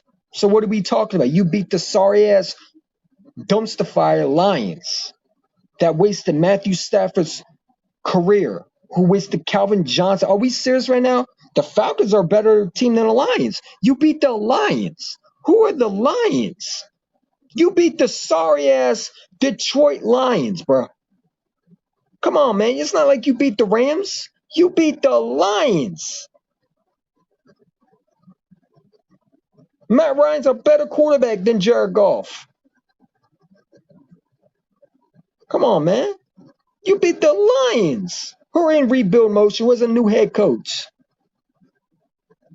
Come on. How you sounding right now? We beat the Falcons, yeah, but you beat the Lions. Who are the Detroit Lions?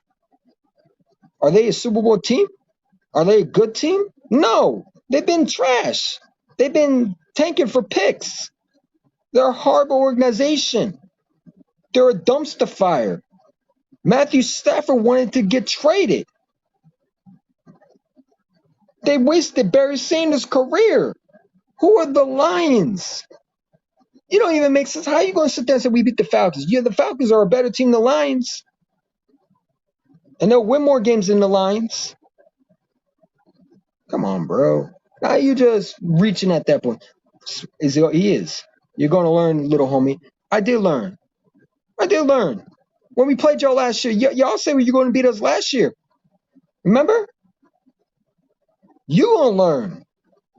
31-20, you're funny. So you're not scoring more than 31 points, bro. You're not scoring 31 points on us. With who? Who's your quarterback? Jimmy G? With that pass rush? You think we have Jim Schwartz still? We got Jonathan Gannon, bro. I think you're familiar with him because he whooped your ass in that game. The Vikings whooped your ass, didn't they? Jonathan Gannon was that defense coordinator, I believe, right? Oh, okay. Oh no, he was with the Colts, and they still beat y'all. You're familiar with Jonathan Gannon, right? You know, the same team that whooped your ass last year, I believe. Jim Schwartz whooped your ass last year, even though they were horrible. Carson Wentz was playing sorry, still beat y'all. Who are y'all? You're like the past two. You thrive off Joe Montana. Come on, man. Your quarterback choked in the biggest game. How you lead against the Kansas City Chiefs, but you can't win your game? You couldn't even beat the Vikings. Am I supposed to be scared? Hell no. You don't got Richard Sherman anymore. What am I supposed to be scared of? Y'all trash. You're bums. You beat the Lions. Congrats. Okay. Congrats, you won. But am I saying it's just the Lions? No, because you said it was just the Falcons. Who are the Lions? Oh, okay. The Niners are garbage, bro. But he will learn. Billy Badass is a TTC guy, bro. He has to say it, man. I don't got to debate you, bro. Look at your squad, and you tell me if they're going to go to Philly, bro. You think you're scoring 30 points? You're crazy, man. You're crazy. But you know what? Guess what? I love it, bro. Come and join me after the game, bro. Just like I told Sleeta. Come and join me after the game. Come and join me after the game, and you can tell me with a straight face that you're a better team. Sleeta thought he was winning. I told him no. I'm telling you right now, we are going to body the 49ers, bro. Y'all ain't special. The only thing you have, you don't have a better quarterback than we do. You don't have good running backs. Your running back is out for the season. You don't have Darius Slay. You don't even have Steven Nelson. Who do you have? You got nobody. We got a better defense than y'all. And Nick Bosa is going to get shut down by Malata, bro. So I ain't worried about y'all. Y'all trash. Vontae's going to have a field day on your sorry-ass cornerbacks. And we don't have Doug Peterson anymore, buddy. So we ain't going to call the same calls, bro. Don't think that you're coming into Philly and beating us in a tough place to play because you never played in Philly and beat us. When the last time did you play? When did Jimmy G ever play in Philly? I want to play y'all so bad. You know, when that playoff game in 2019, I wanted to get y'all. I didn't want to see how I wanted y'all because I know we can beat y'all. We can stop the running game. If we stop your running game, you're basically done. We're going to rely on Jimmy Garoppolo trying to throw. Come on, bro. Please put in Trey Lance, bro. You're better off winning without him, without Jimmy G on the team. Now there's already Jimmy G is trash. You have a ring, homie. Your franchise has been trash for. Okay, but you rely on Joe Montana's pass, bro. Jerry Rice ain't here anymore, bro. And listen, the 49ers are a better franchise than the Dallas Cowboys. I ain't saying nothing. But at the same time, man, you're pumping your chest. But what you told me when we beat the Falcons, who are the Lions? Stop listening to the media, bro. Open your eyes. You beat the Lions. The Lions are terrible. They're terrible. We don't got Jim Schwartz anymore. And you lost to Jim Schwartz last year, bro. I ain't trying to hear all y'all. You lost to Travis Fulgham and Carson Wentz, bro. And their defense literally made y'all look bad. You think we worried about the 49ers? I promise you we're not. I promise you not. Jalen Hurts going to be running around that so-called good defense, man. I can't wait to play y'all. Because y'all such an overrated. Y'all were overhyped in 2019. Y'all were overhyped. If we played y'all, we'd knock you out the playoffs, bro, because we were number one in stopping that run. I wanted to play y'all. I think you're such an overrated team anyway. You run the football. Cool. And we're number one in stopping the run. Who's going to stop Fletcher Cox and Brandon Graham? You know what I'm saying? Our front four pass rush. Not only that, our safeties and our linebackers are hitting now. This ain't Jim Schwartz anymore. You should be familiar with Jonathan Gannon. I think he beat y'all, right? Didn't he shut Jimmy G down? Was it the Vikings that beat y'all? I believe Jonathan Gannon was the defense coordinator. Correct me if I'm wrong, but I believe he beat y'all in your home. And y'all running your mouth? Huh? Oh, no, that was the Saints. Excuse me. You did beat the Vikings. And Jonathan Gannon wasn't on that team, I don't believe. But he was in 2017. And he was the one who made the Colts defense more. Look at the Colts defense now. People say Jonathan Gannon didn't make a difference. He sure did. Because look what the Colts defense are now. They're trash. You keep on thinking the Eagles are sweet, bro. And I can't wait, bro. Billy Badass.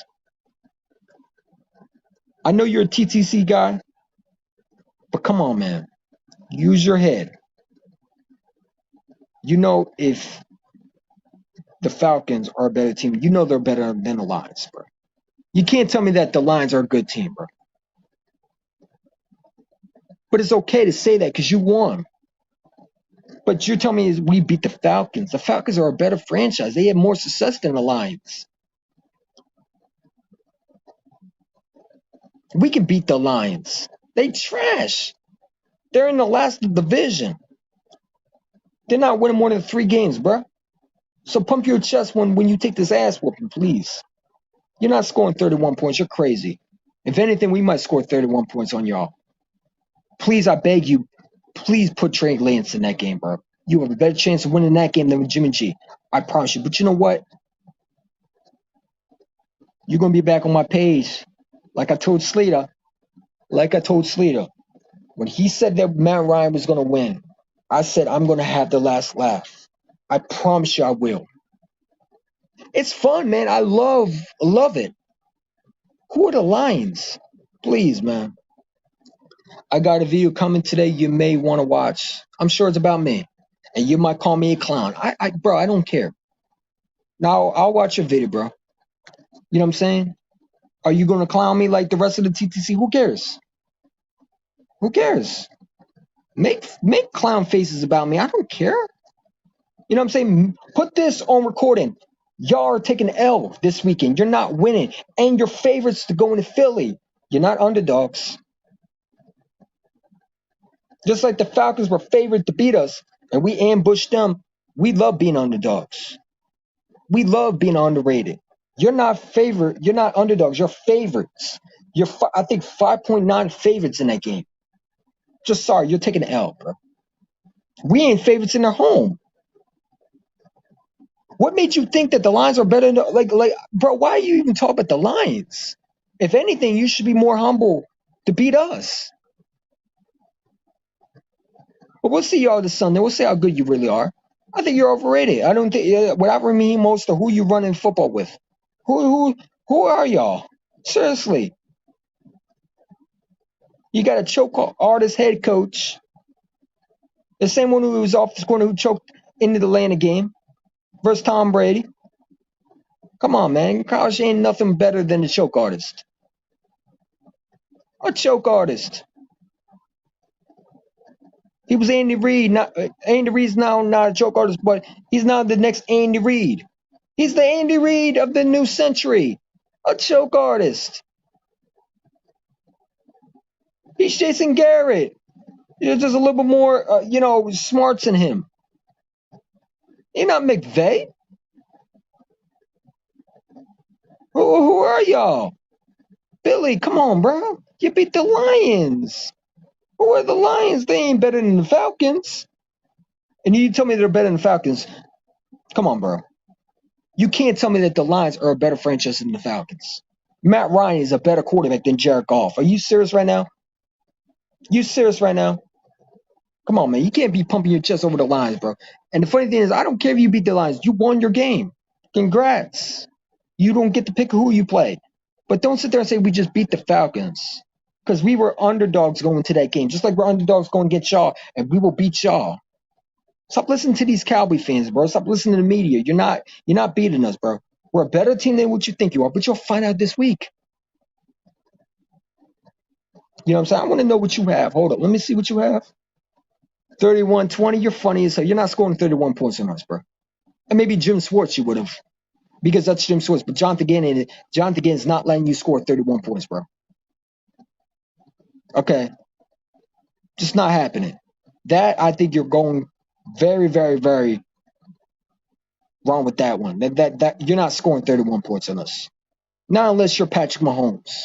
The only one who probably could score 31 points on us is the Chiefs. And I don't think they can. You know what I'm saying? But they're more of a team that could score 31 points on our defense. Y'all ain't scoring 31 points. Now you're smoking. Okay. Chargers will beat the Cowboys. They will. Justin Herbert's going to light that defense up. That so-called elite defense. I expect the Dallas Cowboys to lose 23-21. I'm sorry, excuse me, 32-23. Cowboys will lose that game. They'll hype Dak Prescott his stats. He'll throw some good touchdowns. But the Chargers will win. And the Cowboy fans will brag about 0-2. You know what I'm saying? Billy Badass is on my team. Shout out to Billy Badass, man. I didn't think he would be on this last year, man. You know what I'm saying? But the 49ers are not good, bro. They're not. And you could go back to my old videos. I don't know if you can, but I said I want to play the 49ers. I did not want to play Seattle because I know we couldn't beat Russell Wilson. I wanted y'all to lose that Seattle game, bro. Seriously, I wanted y'all to lose that game, bro. Because I wanted Seattle to be the number one in the seed, and I wanted y'all to come to Philly because I know you can't win in Philly, bro. You're not playing in San Francisco. If it was San Francisco, okay, maybe we would have a little tough time. I don't think we would have because we beat y'all last year in San Francisco in your home. The only difference is Jimmy G didn't play. We would have beat Jimmy G anyway. Jimmy G's trash, bro. He's trash. The same dude who choked when you had the lead. Come on, man. The only thing you can do is try to run the football and try to stop us from scoring. That's the only thing you can do to win. You're not scoring 31 points on us, bro. That's the difference between Jonathan Gannon. He's an elite defense coordinator, mine, bro. He's a smart, intelligent defense coordinator. I promise you not scoring 31 points, bro. You're lucky if you get 15. I'm telling you, bro, I think this defense is very underrated, bro. And I don't think that your team is prepared for this team, bro. I mean, you're favorites to go in the game. And you tell me we're beating the Lions. You know what I'm saying? We beat the Lions. We beat the Falcons. Who did y'all play? The Lions? Come on, man. The Lions are trash. And they're way worse than the Falcons, bro. And we would body them too. You know what I'm saying? We'll body them too. Don't worry, we play them too. Watch what we do to them. I think we play the Lions. I believe we do. The Chargers will beat the Cowboys. The Cowboys are trash. They're paper champs. They're not beating Herbert. You know what I'm saying? Just like the 49ers beat the Lions. Am I supposed to be scared of the 49ers? No. You're talking about us beating the Falcons. Congrats, you beat the Lions. The jerk off is trash. The reason why the Rams got rid of his sorry ass. And they got old ass Matthew Stafford that to me is over his prime. Oh, but they hyped the Rams because they beat the Bears. Oh, okay. So when we beat the Falcons, it's just the Falcons, but the Bears are overhyped because Matthew Stafford threw a long ball to a who's the cornerback on the Bears? Who? Tyler Forley ain't there anymore, I believe. Who's the cornerbacks? The Bears are trash. Matt Nagy is coaching that team. He stinks. Wait till the Rams play an elite team. Wait till they play the Kansas City Chiefs.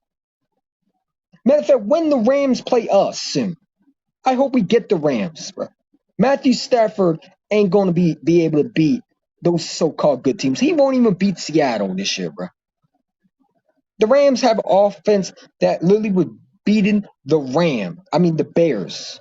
And the Bears, to me, that's a blowout automatically. I knew they were going to do it. I picked the Rams to beat the Bears. Matthew Stafford should be able to beat the Bears. He played them in the division. You remember the so-called good Lions that y'all beat, 49er fans? I mean, I don't care if you beat the Lions. You won your games. But you're saying we beat the Falcons. I mean, what did this guy say? We beat the Falcons. You beat the Falcons low, and you beat the Lions low. What the hell?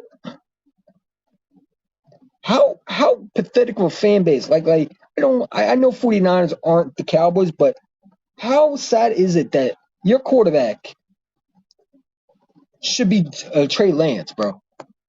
Imagine you're Trey Lance and you're watching Jimmy G, bro. Like I said, you're better off starting Trey Lance, bro. He has a better chance of winning just with off his mobility. Jimmy G ain't running from that defense, bro. Just being real. Jimmy G ain't not running from the pass rush. You're better off with Trey Lance. Number one, I think Trey Lance is a better thrower than Jimmy G. Number two, he has accuracy. And number three, I think the team plays better with Trey Lance because Trey Lance is what Jalen Hurts is too, a dog mentality, wants to win. Jimmy G is nothing but a stiff bum. The man couldn't even beat out Tom Brady. Old ass Tom Brady got rid of that so-called quarterback. You know what I'm saying? The Super Bowl quarterback that choked. Jimmy G, to me, is not even better than Matt Ryan. Jimmy G, to me, is not even a top 5 quarterback, bro. You won in 2017. Why you went to this was because your running game and your defense. You don't got what's the guy's name? Salah anymore. Who do you have as your defense coordinator? And I think your defense is ranked in passing. I mean, in passing, I believe is in dead last. Oh, good luck with us, bro. You're not scoring 31 points, man. Come on, bro. I got a video coming today. Okay. And I got a video for you too. When we beat the 49ers, I want to see you on my channel, Billy Badass. Of course you're going to say you'll beat the 49ers. But I'm going to tell you right now, I'm not in the TTC, clown. I'm really not. But guess what? Don't think that I'm going to sit there and say, oh, I'm scared of the 49ers. No. You're trash. When was the last time y'all won a championship game? I mean, a Super Bowl. Joe Montana, I believe, was your last quarter. I'm sorry, Vince Young. Steve Young. Huh? I mean, your last Super Bowl appearance was with Jimmy G. Y'all choked. You couldn't even beat the Baltimore Ravens. Y'all choked.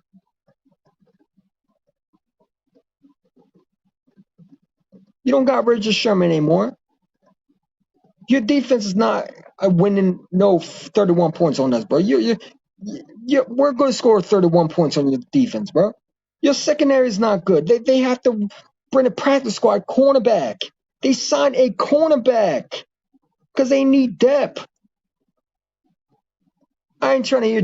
Who do you have that I'm supposed to be scared on your defense? Nick Bosa?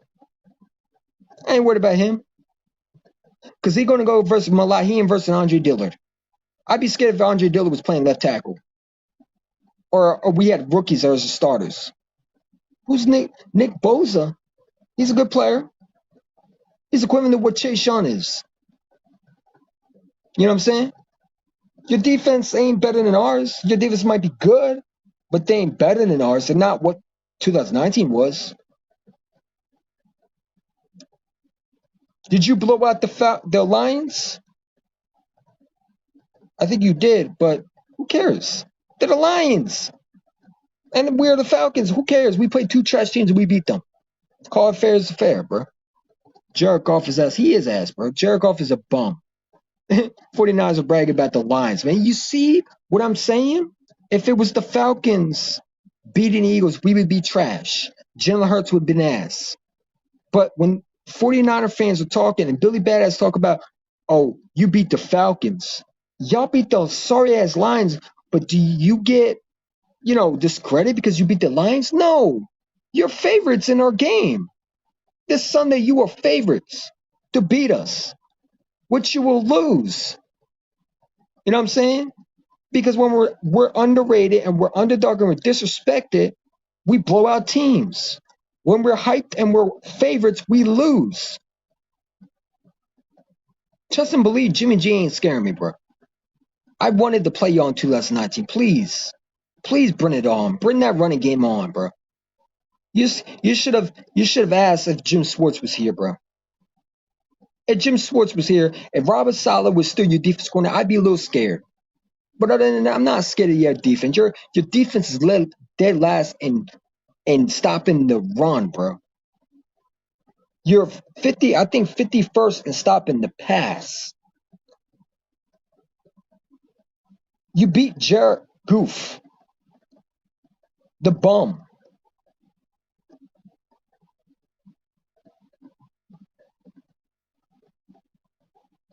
How sad is it that you're bragging about the Lions? We beat the Falcons. The Falcons are a better franchise than the Lions, bro. Come back to me when you beat us. Free talk. Seriously. The Rams have Stafford and the Lions. And Stafford's not good, bro. Stafford beat the Bears. Wait till Matthew Stafford versus the Seattle Seahawks. Wait till he verse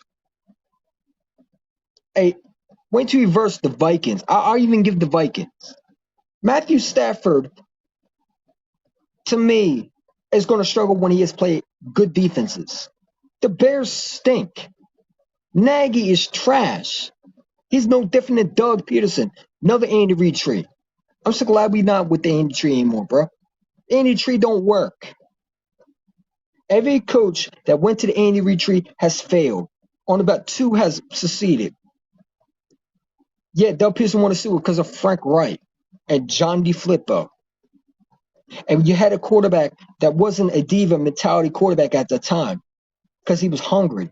And he also had mobility. He was able to use his legs. Doug didn't win after that. We struggled in 2018. We had to rely on the Vikings to get us in the playoffs.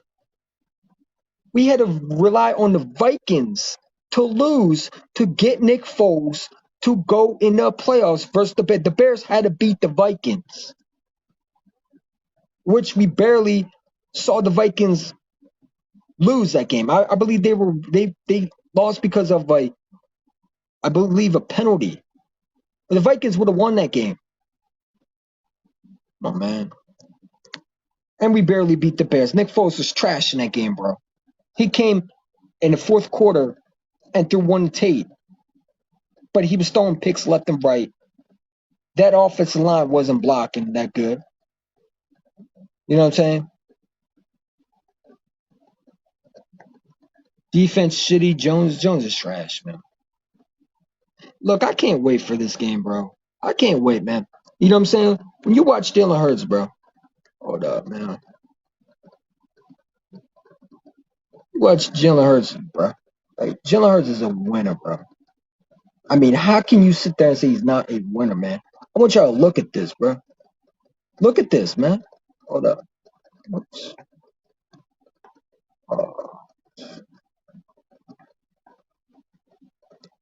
He's a winner, bro. He wants to be great. Watch this. Watch his stat. Watch his press comments, bro.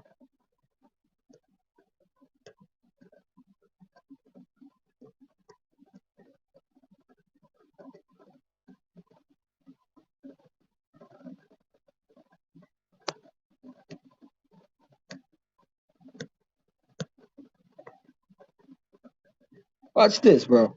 I'm gonna turn off my mic. Hold on. Turn it off. This is going out there and executing, executing our job, being efficient with what we're doing, and doing what we need to do. Yes, sir. We're doing what we need to do. In case people can't hear, everyone's chanting your name. But I'm also want to ask you about Devontae and your chemistry with him. This guy's really advanced. How special can that be? It can be really special. It can be as special as we want it to be. We just have to continue to keep our head down, go to work every day. Renners do every day. We want to keep depositing daily. Just going out there and executing, executing our job. That's a winner. That's a winner.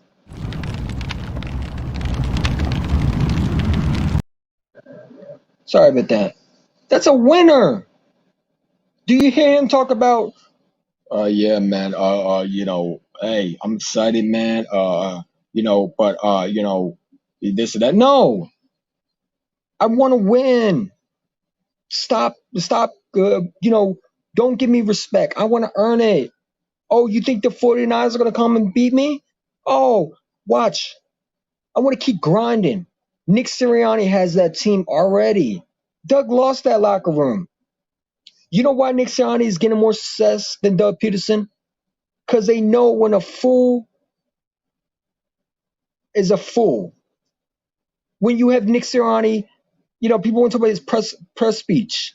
And he wrote things down. Who cares? Who cares about if Nick Sirianni wrote things down? Did he get that team to play well? And not only play well, but blow out the Falcons. Matt Ryan has never got 6 points beat down like that. Never got a 30-point beat down. Especially when we're not even good in Atlanta. We always lost in Atlanta. We struggled versus Atlanta. Matt Ryan has always beat us in Atlanta. And they were favorites. Not only that, Matt Ryan has never had 6 points since his rookie year. You want to talk about that's impressive? Come on, man. You acting like we beat the Lions by 20 points. We blew the doors off them. And we played against a defensive coordinator that is a very well known. He has been around so many teams. And he threw everything at Jalen Hurts. A normal quarterback gets destroyed. Jimmy G would have got lit up. Carson Wentz would have been horrible in that game. DPs would have got to Carson Wentz. He would have made Carson Wentz uncomfortable. They would have blitzed Carson Wentz. And Doug Peterson, if he was our head coach, would have cost us a big game. It would have been a 40-point burger if Doug Peterson was here. Because he would have never ran the football. You know what I'm saying? I'm confident in this team, bro. It's a different culture. And you know what? Nick Sirianni is a bona fide leader, man. He's a winner. You know what I'm saying? He's been a guy that wanted this chance. People say that Nick Sirianni is weird. Okay, he's weird. So what? Sean McVay is weird. But people disrespect him. They first said he stunk. And I don't think Sean McVay is that good, bro. I don't. You know what I'm saying? I don't think he's that good. People tell me he's a great coach. Okay. Win the big one then. If Sean McVay doesn't win this year, his job is in jeopardy. Okay, Sean McVay, you got your quarterback. Go win me a championship. You got your shutdown quarterback. We trade all these picks for you. Take us to a Super Bowl. Stafford will never win a championship, man. He got a good offense. Rams always had a good offense with Jared Goff. Matthew Stafford might have a bigger arm, but other than that, they played the Bears, man. Listen, that is a winner. Jalen Hurts is a winner. You know what I'm saying? Carson Wentz. DPs, like I said, is a very good defense coordinator, bro. Look how he was able. He took a Tennessee Titans team. I mean, I don't think he. No, I believe he was the Tennessee Titans team that really was. I think it was what? What was that game when he beat Lamar? Was that him? I don't know. I know he was at one of those teams that he took took a Super Bowl. I believe. I believe he was. I believe he was one of the defense coordinators that won a Super Bowl. So he's been around for years. This ain't Jim Schwartz. This is a Super Bowl defense coordinator that retired 2 years ago because of mental health, and he came back. And he was able to turn that Falcons team that Dan Quinn couldn't turn because the Falcons defense was a lot better that game than we saw them last year. You know what I'm saying? They need cornerbacks. If they had a decent cornerback next to AJ Terrell is going to be good, bro. You know what I'm saying? He's still young, but they're in a rebuild. Matt Ryan is done. If they get a young quarterback, they're a threat. I don't think Arthur Smith has a running back. Don't be surprised if the Falcons try to get Saquon Barkley.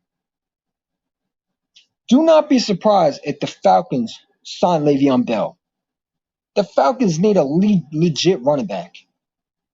Unless the Titans trade Derrick Henry to the Falcons, they're going to get a running back. I mean, I think Patterson's a good running back for them right now. But they were able to stop Jalen Hurts sometimes. The Falcons are a way better team than what people think they are. They just got caught with a team that was hungry. Because in normal games, they would at least score more points than 6, bro. They played a good team that is, to me, very underrated, that will beat some teams that no one expects, bro. I do think we can beat Kansas City. I know Patrick Mahomes is good, but I think Jalen Hurts can go toe-to-toe with Patrick Mahomes. Carson Wentz can't. Carson Wentz can't beat the Seahawks. You know what I'm saying? Still fumbling. Still blaming his offensive line. The defense, when Jonathan Gannon left, that hurt them. That hurt them. They're not the same defense coordinator. I mean, they don't have the same defense. They're worse than what they were before. We need to lock up Jonathan Gannon, bro. If Jonathan Gannon goes, our defense goes, bro. I sometimes regret not getting Jonathan Gannon earlier, bro. You know what I'm saying? What if Jonathan Gannon had that 2017 team? Would he be better? And people keep on saying, oh, it's the Falcons, man. Yet the Falcons were the same team that was favorites. If the Falcons were so trash, why did everybody pick them to beat us? Because they got caught with their pants down. They got caught with their pants down. They got pie thrown at their face. Jalen Hurts wants to win. He knows what Philly's about. Carson never experienced tough times. If you play as a quarterback, you got to understand the struggles. McNabb never seeded in Philly because he never knew what it was like to struggle. He's been that guy that had everything around him. Jalen Hurts has nothing to lose. This is his team. He has a chance for once to show you that he's the guy. You think Jalen Hurts is a bum? Come on, man. Why did Dallas Cowboys draft CeeDee Lamb? Because he made him the number 1 receiver. Oh, but CeeDee Lamb, he had CeeDee Lamb. He had CeeDee Lamb because Jalen Hurts was throwing to CeeDee Lamb. What's wrong with that? And Tua was the number 1 pick because he had Devontae Smith and Henry Brooks and Jerry Jeudy.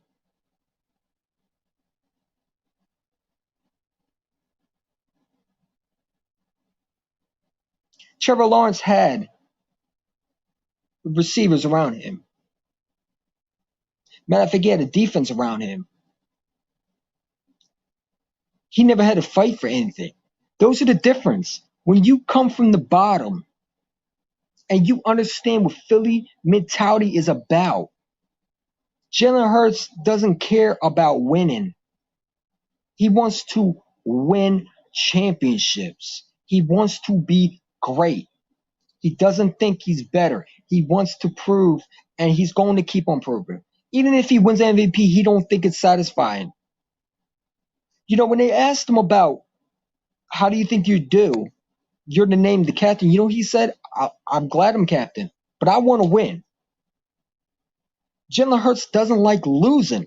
Carson Wentz don't care because he got his money, he got his ring that he didn't really play for. He might have got him in the position for Nick Foles to win, but he didn't win it. Jalen Hurts can be that guy that can win it for us. That actually will be the quarterback. You know what I'm saying? McNabb told me that McNabb again going into media said, I love Jalen Hurts. Of course you like Jalen Hurts. Why wouldn't you like Jalen Hurts? He's better than you. He will be better than you. Jalen Hurts will be better than McNabb, and McNabb is jealous because McNabb never knew the hard times. McNabb had a mommy that loved him. He had a rich family. He had a great college. Jalen Hurts was benched. Jalen Hurts was ridiculed. Stephen A. Smith keeps on bringing the fact that he stunk in the NFC Championship game. I mean, the Rose Bowl, whatever you want to call it, the college game. Yeah, he don't want to mention when Tua went down with a injury to his leg. Jalen Hurts put his body on the line and brought them back against a good team. You tell me if that's not a leader, bro.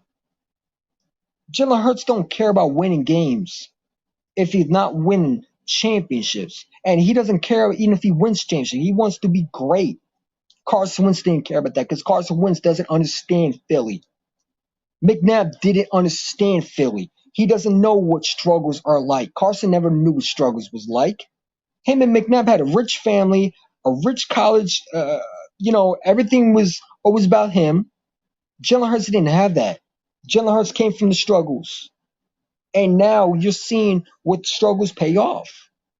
He never had, a job by himself. He never had to not worry about someone taking a shot because he always was the guy that was ridiculed. Jalen Hurts is still ridiculed. Carson Wentz didn't have to fight for his job. Carson Wentz was always that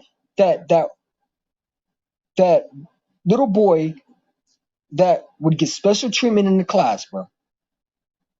Carson Wentz is like those high school students that get all the girls, but now when you see them now, all that shine, laughing at people. Jalen Hurts is like that kid that everybody said wasn't going to make it. You know what I'm saying? Came from the struggles. He wasn't Deshaun Watson who was getting DeAndre Hopkins. I believe he had Sammy Watkins. I believe in that one time he played with him, right? So he had Sammy Watkins. He didn't have DeAndre. He had Sammy Watkins started in the league. It was the Buffalo Bills' first round pick. And he has, who else did he have? Deshaun Watson never had to fight for his job. Why do you think Houston is better off without him? Because teams want a player that knows what it's like to struggle. Deshaun didn't know what it's like to struggle. He always won. Deshaun would be better with a team that is meant to win. Houston is not ready to win, but they drafted him to be a winner. But too bad they didn't get a guy that wanted to work for everything. And when the struggles came, he quit. You know what I'm saying? The same weapons that Deshaun complained about, Tyrod Taylor was able to destroy a team. And yes, they're the Jaguars, but I forgot, the Texans are getting hyped up. You know what I'm saying? The Jaguars. You mean the Jaguars have Trevor Lawrence? You know what I'm saying? Trevor Lawrence was supposed to be this best quarterback. I heard that. I heard he was supposed to be he was the number one pick. He was supposed to be Archie Manning 2.0. He was supposed to be the next Brett Favre, Montana, you name it. He's Carson Wentz 2.0. He's not a winner. He will eventually get you to an NFC Championship game, but he will never, ever be Jalen Hurts. You have to have that dog mentality. If you don't know what Philly struggles, you'll never get the clue. Carson Wentz never understood Philly mentality. He never was told he stunk. It was someone else's excuses why he stunk. He never had adversity. He broke his arm and he never had to fight for his job. He got his job back. He went to North Dakota with no one behind him. He wasn't benched. And Eagles coddled him like a privileged special kid. Like a privileged, like he had special privileges. Hurts didn't get that. Hurts had to struggle to get where he was. Everybody keeps on saying he's trash. They still hate on him. And I can't wait because you got your franchise quarterback, Eagle fans. You got a guy that knows Philly. Nick Nab never knew Philly. Nick Nab never knew Philly. Why do you think he's talking now? Because he knows Jalen Hurts is going to be better than him because off the mentality is there. He doesn't think he's the best. And people can say what they want. Eagle fans are booing him. Does it let him affect them? No, he don't care. His mind is on winning and being the quarterback. McNabb was always upset. He never got over the fact that Eagle fans were booing him. Now, they didn't boo him. They booed the pick. They wanted Ricky Williams.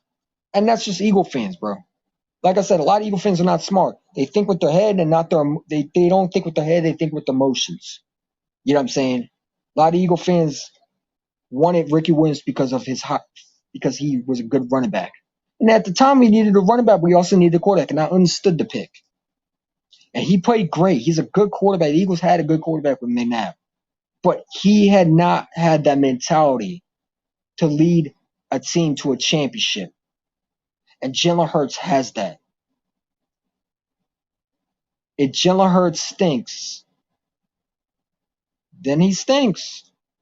Then you go in the draft next year and you draft a quarterback. Or, if Deshaun Watson wants to be a pretty boy and Eagle fans want to have another pretty boy, you know what I'm saying? And I want to know why Jalen Hurts stinks. Why does Jalen Hurts stink? It's because the offense is bad. It's because the receiver's not catching. So far, he's not stinking. So funny, Dana Orlovsky, the same one who, and I give him credit because he did back up Carson Wentz. But he's also the same guy. Aren't you the same guy who couldn't even keep your feet in the fucking end zone? And he talked about this team's like Oklahoma. No, it's not. Nowhere near Oklahoma, bro. Nowhere near Oklahoma. We're not using the Oklahoma style on Jalen Hurts. Where did you get that from? Oklahoma is not. Do you see a freaking head coach that's from Oklahoma? No. Is Riley here?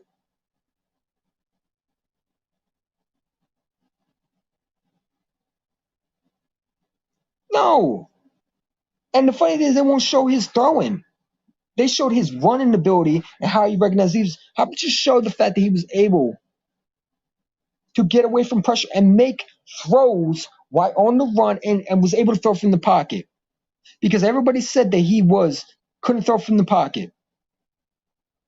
And I'll admit this one. I was not a fan last year of Jalen Hurts starting. And that was because I didn't know who was a quarterback. Because I thought when you paid Carson Wentz, he was going to be your quarterback for the future.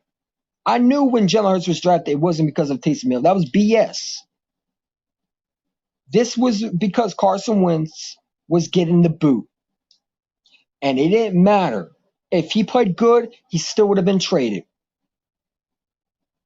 He would have been traded. Jalen Hurts was the future. Number one, Carson Wentz is getting older, bro. What's he, 29 years old? Jalen Hurts is younger. And Jalen Hurts literally went into training camp. Whole team rallied around Jalen Hurts. Carson Wentz was literally the outcast. Eagle players were talking highly about Jalen Hurts. And NFL was shocked. But you know what? They were shocked because the Eagles got tired of Carson Wentz. And yes, some of it is the GM's fault. But also some of it is Carson Wentz's fault. Because he doesn't know how to slide. He also holds on to football too much. The same thing that the coach are blaming Carson Wentz for is what is happening in Philly. Offensive line stinks. We thought that too. You know what I'm saying? Nick Foles comes in, the offensive line's playing better. Maybe the Colts players are starting to realize what Philly was all about. Because a lot of players were bragging about how they got, oh, Carson Wentz ain't no diva. Philly's just a piece of shit. Oh, are we? Players wanted to play for Carson Wentz. Jeffrey came. Now, he's a piece of shit still for what he did. I understand you might not like your quarterback. Guess what? You don't go behind a quarterback's back. That's not your job. You know what I'm saying? Your job is to shut the fuck up and play the football. And not only that, it's so funny he want to talk, but you weren't helping yourself either. You weren't even healthy. If you were healthy and you were our best receiver and you were the one who was putting people in the games, then I could say, okay, you got a point. Jeffrey wasn't even healthy. He couldn't stay healthy. And when he did, you know what I'm saying? He was good, but he couldn't stay healthy. You also had a choice. You signed a 4-year deal knowing Carson Wentz would be here. You could have walked away. You could have went in free agency, and I guarantee you would have got more money because they would have never knew that your 2018 highlights. They would have saw your Super Bowl highlights, and NFL teams would have lined up to get you. You signed that because you had a choice to decline it. You wanted to stay in Philly. So I don't feel bad for Alshon Jeffrey because he knew damn well Nick Foles wasn't going to be the franchise quarterback going for. He knew Carson Wentz, it was his team. So you could have left. It'd be different if Carson Wentz wasn't the franchise quarterback going for it and you were tricked to think Nick Foles. No one thought Nick Foles was starting. But Alshon Jeffrey should have maybe thought, okay, if I didn't like Carson Wentz and Carson Wentz was this guy that I thought all along, then why not I just leave and go to a new team and not run my mouth? Instead, you signed a 4-year deal. You knew damn well Carson was your quarterback going forward. So I have no sympathy for him at all. I think it's disgusting what he did, and the fact that he wouldn't even stand up. And if you hate your quarterback, then at least be a man and say it. Be a guy. Don't be a bitch and go behind closed doors, bro. Because you weren't helping your case either, Alshon. You weren't staying healthy, and you dropped a crucial ball. You know what I'm saying? And you were never the same. Now, Nick Foles still shouldn't have threw it. Doug Pierce was at fault. You don't throw it to Marshawn Lattimore. You know what I'm saying? Marshawn Lattimore, I could told you was going to pick that ball off. And Nick Foles played terrible in that game, by the way. That defense came through. Nick Foles was horrible in that situation. But people don't want to talk about it. But Nick Foles is also a leader. Carson Wentz never had that it factor. He just didn't. Nick Foles knew what it was like to have the struggles. And Nick Foles knew Philly because he wanted to win. And he was a leader. And he wanted to get better. And he rallied around the troops. And he never made excuses. Carson Wentz did.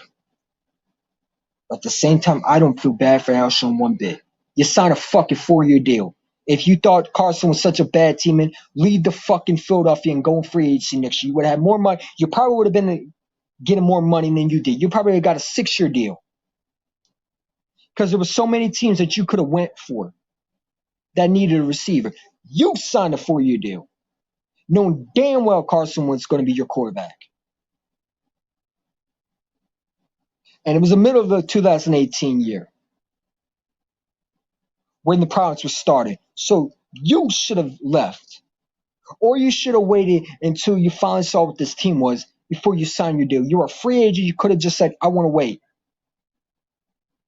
You wanted to get an extension done in the middle of the season. You signed a 4-year deal, not Carson Wentz. Carson didn't force you to stay. And know that you came to play with Carson.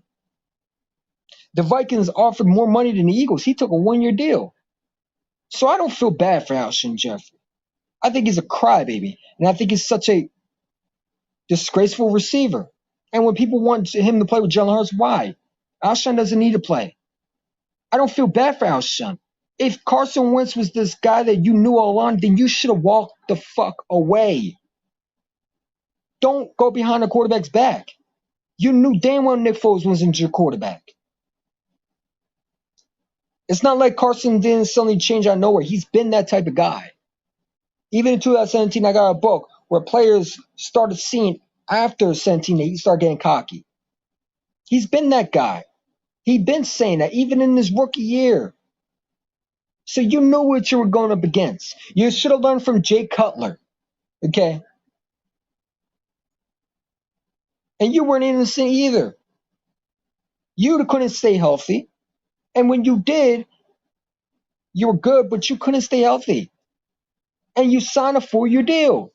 You could have left. And there would have been more teams because you won a championship. You would have got paid more. So I don't feel bad for Alshon Jeffrey. And I don't respect him. Number one, because at least tell us that you hate Carson Wentz. You signed a 4-year deal. What you crying about? You knew Carson was your quarterback. He's been this since college. This ain't the first time Carson's always been that type. So I don't feel bad for Alshon, bro. And I think it's a piece of shit for what he did, bro. And why teams won't sign. Why would teams won't sign? Because they, even if Carson stinks, and he might be a rotten player, I don't know. I don't know him personally. He sounds like a nice person. You didn't help your case by going behind someone's back. And instead of saying, listen, he's not playing good, and I'm going to say what I have to say, you went behind a reporter and you even put your name out. So not only did you bitch your way out of Philly, you decided to want to play. You should have waited until until 18 was done. Then you could have decided you wanted to stay. You wanted to get the deal done. You said you loved it here. So you tell me you lied to get a new deal. So you're about money. You're not about winning. So I ain't want to try to hear that, man. What's up, Ness out west? Lawrence is another Carson Wentz, bro. He's another Carson Wentz. He doesn't know how to protect himself. Look at it in preseason. He's dropping his head. Lawrence ain't winning no championship in Jaguars. In Jacksonville. Jalen Hurts knows what it's like to struggle. You know what I'm saying? People want to tell me that Colts fans bragged, and they messaged me 24/7. I had a Colts fan messaging me about Carson Wentz is better. You should have let him go. I'm like, I was the one who defended him. I was called a Carson fanboy. You know what I'm saying? And I still hate the pick of Jalen Hurts, but I don't hate the player. There's Eagle fans who want him to fail. That to me is faketivity. You're no different than the other people who bandwagon. Stick with your quarterback. It could be Sam Bradford and I'll still be an Eagles fan, man. You know what I'm saying? But Jalen Hurts is just a different breed. We never had a type of quarterback like that. You know what I'm saying? Quarterbacks who don't know how to fight for the job, who get special treatment like Deshaun Watson, because he never had to fight for his job, don't win. And they think they're entitled. You know what I'm saying? Trevor Lawrence don't have to fight for his job. He was given the job. Daniel Jones didn't have to fight for his job. He was given the job, and he stinks. You know what I'm saying? Jalen Hurts had to fight for everything. And he's still fighting his job, bro. Because Eagle fans think that Mitchell's here to start over him. Like I said, man, the 49ers are done, bro. I'm not scared of Kyle Shanahan, bro. I'm really not. Is this the same guy that blew in the Super Bowl? You had the lead. You know what I'm saying? Like I said, I wanted to play the 49ers instead of Seattle. I knew we couldn't beat Seattle in 2019. To me, they were very underrated, and they had our number. I wanted the 49ers because I think we could beat the 49ers. The 49ers are such an overrated team in 2019, bro. They ran the football, but we were number one stopping it. 49ers fans are so lucky that they beat Seattle. Because I wanted Seattle to get the number one in seed and then the 49ers go to Philly. Because I think it would have been harder for the 49ers to beat us in Philly. I think we could beat them and I think we could expose them. I knew we weren't going to beat Seattle. Seattle, to me, had our number. We lost to Seattle in the regular season. To me, it was like, and they only scored, 17 points? But, I understand Carson didn't get help. Trust me, Cowie didn't build around him. But I got to give him some credit right now. How he's building around Hurts. And maybe Howie just didn't like Carson Wentz. You know what I'm saying? You know, he started seeing something. I mean, listen, but you know what? Nick Sirianni is doing what Doug didn't do. Doug, run the football. Nick Sirianni says, I'm going to run the football. And you see what running the football does to help your team. Doug did not want to run the football. He always pass. Same thing Mike McCarthy's doing to Dak. Run the football. When you throw constantly, you're not only hurting your quarterback, but you're making him a target because no teams are going to worry about Zeke running the football. They're going to worry about Dak passing game, and they're going to adjust to that. The 49ers can't go on this game because if they do, they're going to be for a rude awakening because Nick Sirianni is an offense play calling guru. He's not Doug Peterson. You don't have the same bullshit calls. I remember last year, even with Jalen Hurts, bro, the man's not Taysom Hill. Why is Carson Wentz in the game when Jalen Hurts is there? You know what I'm saying? Doug wanted to run with Jalen Hurts. Throw the football. Hurts is not just a running quarterback. And Doug made him look like Tim Tebow. Oh, we're going to use him as Taysom Hill. That's not why the Eagles drafted him. The signs were there. You know what I'm saying? Signs were there. You drafted a quarterback because you didn't believe in your quarterback. It's not because he's a backup. Jalen Hurts is not a backup. I was upset because we wasted a pick. Now it looks good, and it probably does look good. And I can't wait to see him. You know what I'm saying? I'm over Carson Wentz. Colts fans are now seeing what Colts fans, I'm telling y'all, the same things that we hear about the offensive lines being trash. Yet I watched the game. He was holding on the football too much. He fumbled once again, and I think he threw a pick in double coverage. The same Carson that goes to a new situation because he does not want to get better. He already has everything he wants. He has a ring that he didn't really win, but he can say that. He doesn't care about getting better. He don't care. As long as if he's playing and he's the starter, but the second you bench him or the second you put competition around him, he's done. He's weak-minded. Carson Wentz couldn't compete with Jalen Hurts. Jalen Hurts would destroy him. And that's why Carson Wentz didn't want to be. Because Carson knew he couldn't be Jalen Hurts. He couldn't. He could not be Jalen Hurts out. And I honestly don't think he could beat anybody out, bro. The Colts, if I'm the Colts and he plays like this, I'm sorry, but I'm looking to trade Carson. Because he doesn't want to get better. He always had everything around him. He wants to go to the Colts because the Colts are good. You know what I'm saying? But he doesn't want to get better. You're supposed to get better. Your offensive line is supposed to get better. I don't care about holding the ball. Block for me. You know what I'm saying? Who cares? Supposed to go up and catch the ball. I shouldn't get better. I'm Carson Wentz. You know what I'm saying? I'm Carson Wentz. The North Dakota kid that got everything around him. That special kid that mommy gave me goodnight kisses. I came from a rich neighborhood, rich family. I have everything around me. I'm this Prince Charming looking kid. You know what I'm saying? I went to school, probably got a lot of girls, and I probably clowned the week. You know what I'm saying? You know what I'm saying? I never had to fight for my job. I was always the teacher's pet. That is Carson Wentz. That is Deshaun Watson. Divas who never learned what it's like to struggle. Give me Jalen Hurts all day, bro.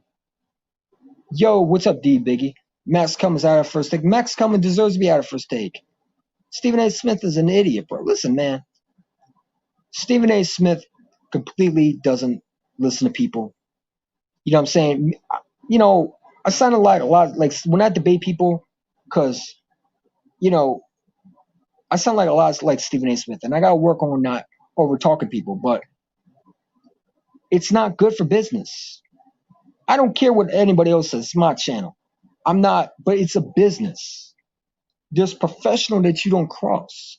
And they shouldn't call First Take anymore. They should call it the Stephen A. Smith Show. The Stephen A. My Take Show or something like that, because it's all about Stephen A. He don't let people talk, bro. He was saying that Jalen Hurts has to prove him something. You know what I'm saying? Jalen Hurts had to prove you something. What? And he brought up, well, Jalen Hurts was horrible in the Alabama. Bro, he was horrible, okay. And Tua wasn't good either.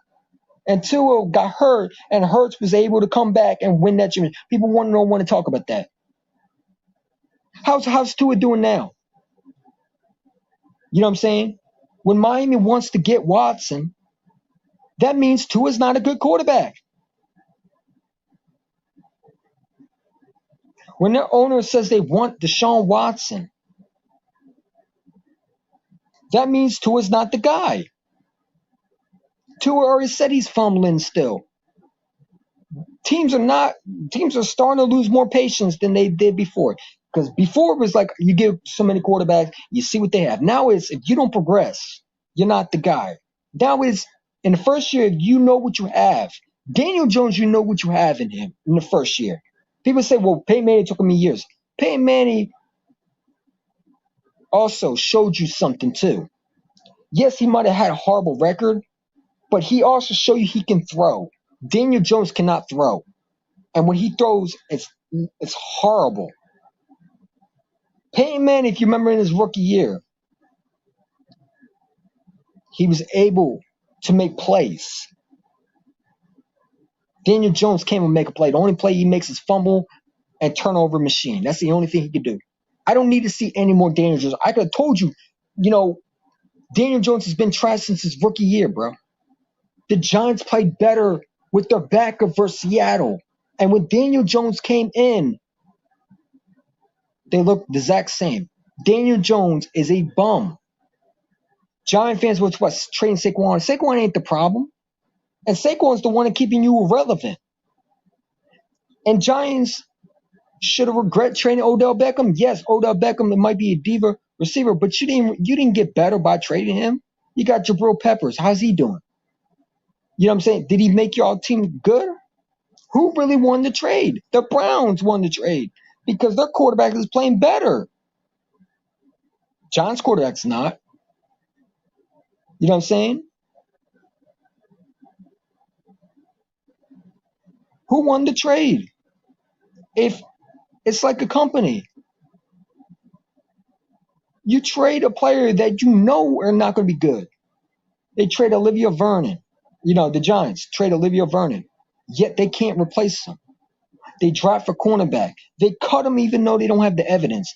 DeAndre Baker, even though he was innocent, he didn't do nothing. They have no evidence against him. Instead of the Giants being a trash organization and actually waiting patient, they thought they were so good and they cut him. You know what I'm saying? Now, it looked bad at first, but you wait for the evidence and they didn't even do that. You know what I'm saying? Daniel Jones always get the Evan Ingram traded. Oh, Evan Ingram's trash. I guarantee Evan Ingram was on another team right now. He'd be better. He'd be better. Because the Giants always been trash. You know what I'm saying? They always been trash. Except 2010 and 11, when their defense was producing, when they had a lead defense. Daniel Jones doesn't help when he's fumbling. And I saw a Sunday where many times there was time in the pocket and he was holding on the ball too much. So I didn't want to hear Daniel Jones has no offensive line, man. Because yes, he might have a horrible offensive line, but there was some of the part of the game where I seen the offensive line actually block, and he was holding on the ball. It was like he was trying to figure out what receiver. This ain't Madden. You don't got all day to throw. We ain't playing flag football, bro. Throw the ball out of the way. He stinks. He's not an elite quarterback. Just not. And I could have told Giant fans that I told you Daniel Jones is getting benched. Joe Judge already cursed at Daniel Jones. Look at him on the sidelines. Now, Joe Judge is still a horrible head coach. I don't think he's good, but I do believe that Joe Judge is starting to get irritated with Daniel Jones. Because if you watched him, he said, "What the fuck are you doing?" And he was talking about Daniel Jones. Because he realized his quarterback is not progressing. Don't be surprised if Cam Newton goes to the Giants. Washington already said they don't want him. Ron Rivera don't need a quarterback, right? Ron Rivera's risking his franchise, his team, his coaching right there. Because Washington, I don't believe in Heinicke, bro. I don't think he's a good quarterback. He's not taking you all the way. Cam Newton's a better quarterback than Daniel Jones. Cam Newton's better than Ryan Fitzpatrick and the other backup. If Daniel Jones goes to another team, he'd still be trash. Daniel Jones a bum. They overreached for a quarterback that wasn't a first-round pick. They drafted a quarterback that wasn't projected to go in the first. Who thought Daniel Jones was a first-round pick? I didn't think he was. Who was Daniel Jones? You know what I'm saying? The kid from Duke. You knew that was a bad disaster in the first place. 79. Dave Gettleman does not know football. He don't know football. You know what I'm saying? You know, and I joke about Howie Roseman being worse than Dave Gettleman's an idiot, bro. This is the guy that got fired by the Giants. If the Giants thought Gettleman was a good GM, they would have kept him. This guy didn't know how to handle players. Tom Coughlin was fired by the Jaguars because he never learned to get along with players. It was always his way or the highway. And it ended up being the highway. Dave Gettleman would not be a Giant GM anymore. They're going to fire him. They're going to fire Joe Judge. They're going to get rid of Daniel Jones. They might trade Saquon Barkley. The Giants are done next year, bro. Joe Judge will be fired. Mark my words. Mike McCarthy will be fired. Ron Rivera will probably have one more chance. You know what I'm saying?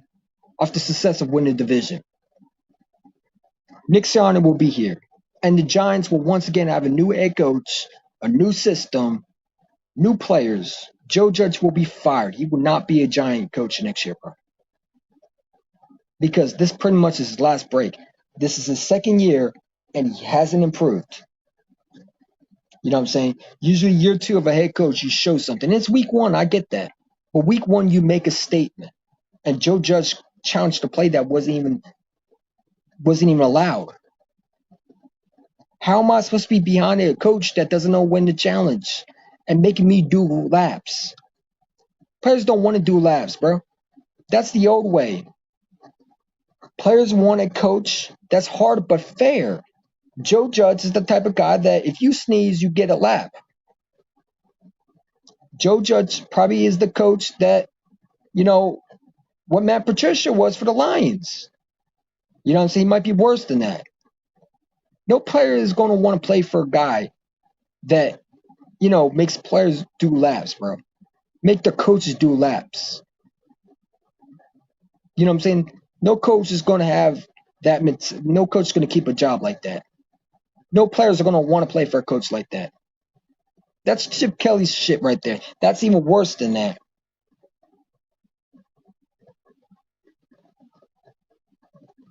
Coaches don't want to play, don't have jobs when players are complaining about how the coach is hard.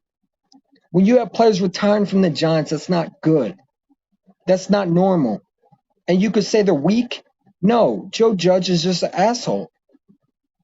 And it's okay to be an asshole if you win. You're not Bill Belichick. Bill Belichick actually wants to win, and he's not an asshole like a lot of people think. He is respectful to his players. He doesn't treat them like shit.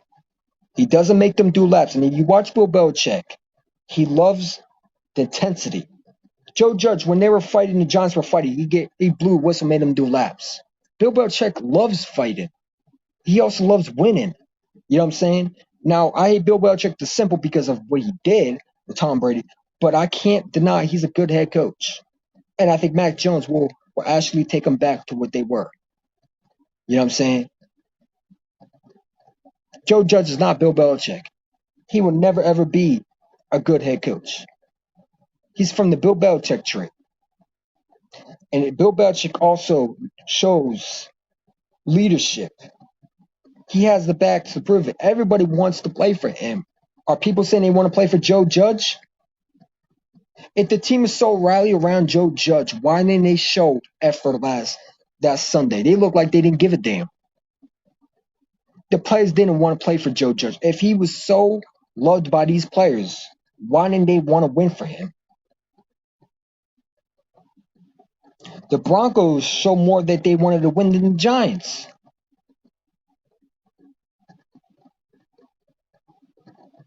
Eagles bought into Nick Sirianni the first week.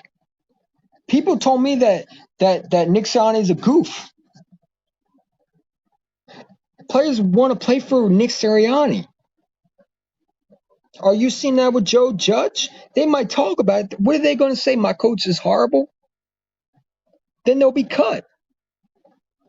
And Kelvin Benjamin might have been right. Joe Judge probably is an asshole. And yes, you could call him what he is. But Joe Judge might not be this coach that you all like. I watched Joe Judge get mic'd up. You know, he doesn't excite me. It sounds like he's a coach that doesn't know what he's doing. How are you a head coach and you don't know when to challenge a call?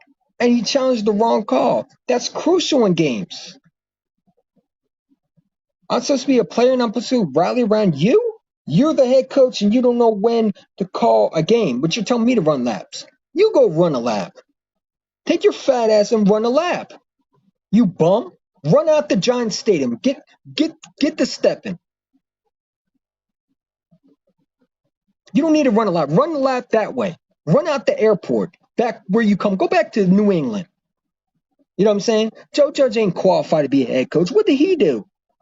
He was a special teamers. Was he offensive coordinator like Nick Sirianni? Did he call plays for Bill Belichick? No. What did Joe Judge? He was a special teams coach. So that makes him a elite head coach. Nick Sirianni did receiving coach. He was an offensive coordinator. He learned behind Frank Reich, who made Doug Pearson what he was. Frank Reich a losing because of the quarterback he thought he had. If Carson is a seed in Indianapolis, there's no more chance for Carson. No one's going to take a chance on him. He will be a guy that no team will touch. And there'll be a team that'll be desperate, but he'll bounce from one team to another.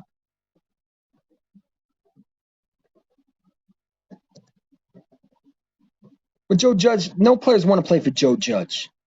Do you see players quitting for Nick Sirianni? No. Do players quit for Bill Belichick? No. Are players quitting for Ron Rivera? No.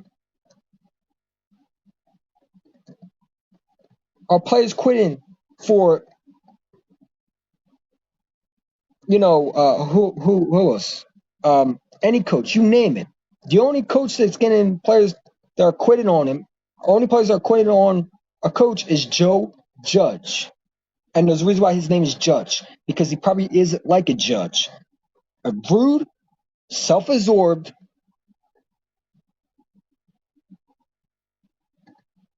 no fun, strict judge. He's not a head coach.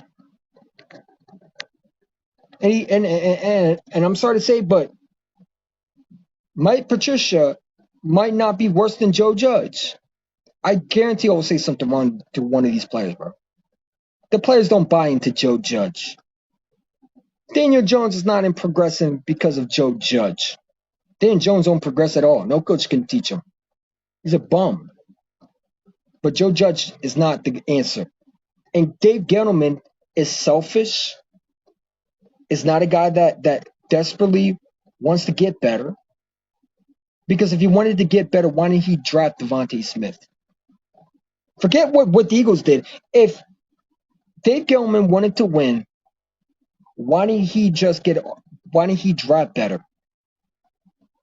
Instead of taking Saquon Barkley, as much as Saquon Barkley made you better for short term, long term is better.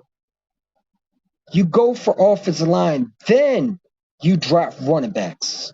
You shore up the offensive line. Then you draft a running back. Or you draft a quarterback. Then you draft a running back. You know what I'm saying? Saquon might be special. But wants and needs are two separate things. You need an offensive line for Saquon to run. Saquon might make you good for short term, but for long term, he's not the guy that can save you. And he's the guy, he's the sacrificed lamb that will probably be traded. Why Joe Judge will be fired. He will be fired. There's no way he's going to be back next year. If the Giants stink this year and they don't make even the wild card, Joe Judge will be fired. This is his second year as a head coach. Usually, second year head coaches show more success. He should have everything around him. Jason Garrett, to me, is a horrible play caller, bro. Jason Garrett stinks. What did Jason Garrett do? How does Jason Garrett get an offense coordinating job? How does he become a head coach? How do Matt Nagy become a head coach? You know what I'm saying? They're not offensive coordinators. But Nick Sirianni shouldn't have been the head coach. Nick Sirianni proved that he can be a guy that could call plays. You saw it. Players want to play for him. He's energetic. He's not bossy. He doesn't blow whistles. And it's great to be hard on your players, but when you're rude to them and you're ignorant to them and you make them do laps, when they're showing you effort or you're always strict, no player's going to want to play for you. Because they want to feel good about their team and they want to feel good about being there. No player wants to go into a job where their boss is always yelling at them. I don't like that. And I quit from one job because of that. That's why I'm not working anymore, because I frankly got tired of my manager cursing me out, saying I'm a piece of shit, hollering at me. You know what I'm saying? And she didn't bother to tell me I was, and then 4 weeks ago, you know what I'm saying? I wanted to be transferred, and they didn't like that. You know what I'm saying? Now, I can't wait to go back to work. But right now, they're trying to shut down our state again, bro. You know what I'm saying? It is what it is. I don't want to get flagged off YouTube, but you know what it is. I can't talk about those things. Joe Judge has no coaching experience. No, he don't. He don't. What did Joe Judge do? What? Joe Judge has no experience than Chip Kelly. Chip Kelly has more of experience than Joe Judge. Chip Kelly at least was a head coach. He might have been a horrible head coach, but he was a head coach. Joe Judge is no different than Matt Patricia. Nobody played offensive coordinator. They didn't call the plays for Bill Belichick. You know what I'm saying? He's no different than any other coach. What did Joe Judge show you? Like people want to say Joe Judge, I want to run a wall for Joe Judge. Why? Because he's with Bill Belichick? What did he show you? When you're crying about being 6-10, but you didn't win those games, you're the head coach, right? Why are you crying about us? We didn't have to give you 6-10. Y'all did that. Your team didn't want to win. They didn't want to play for you. You didn't take it seriously. Now you're gonna cry because you're 6-10. Oh, we're never gonna give up, and that's as long as I coach. You're gonna be fired by year 2, bro. Nobody gonna worry about you. And we were already bad, bro. We quit it a long time ago. Why do we want to help y'all out?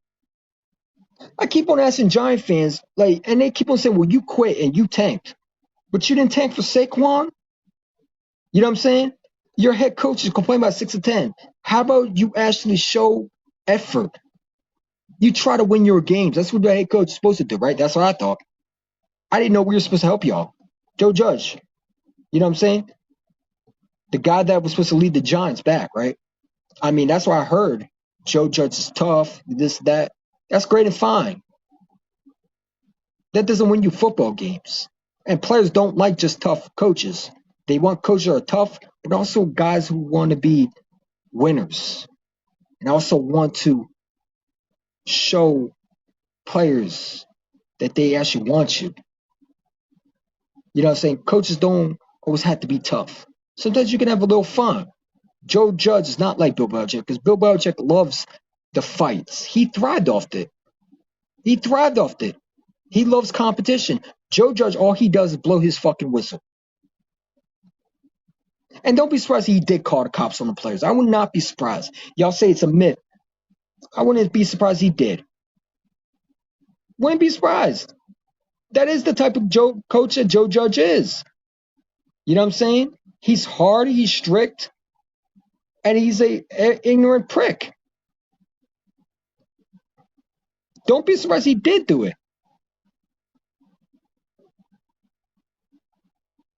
Because why would someone make that story up? If this guy's such a clickbaiter, why would he say something like that?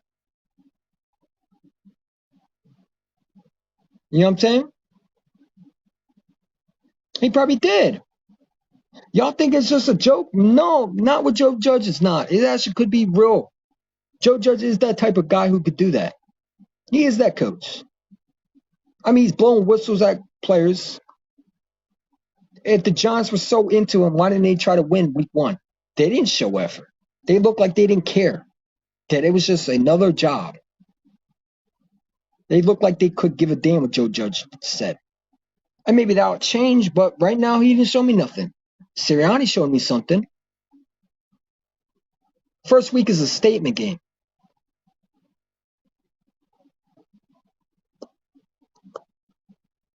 You know what I'm saying? I gotta stop grinding my teeth, bro.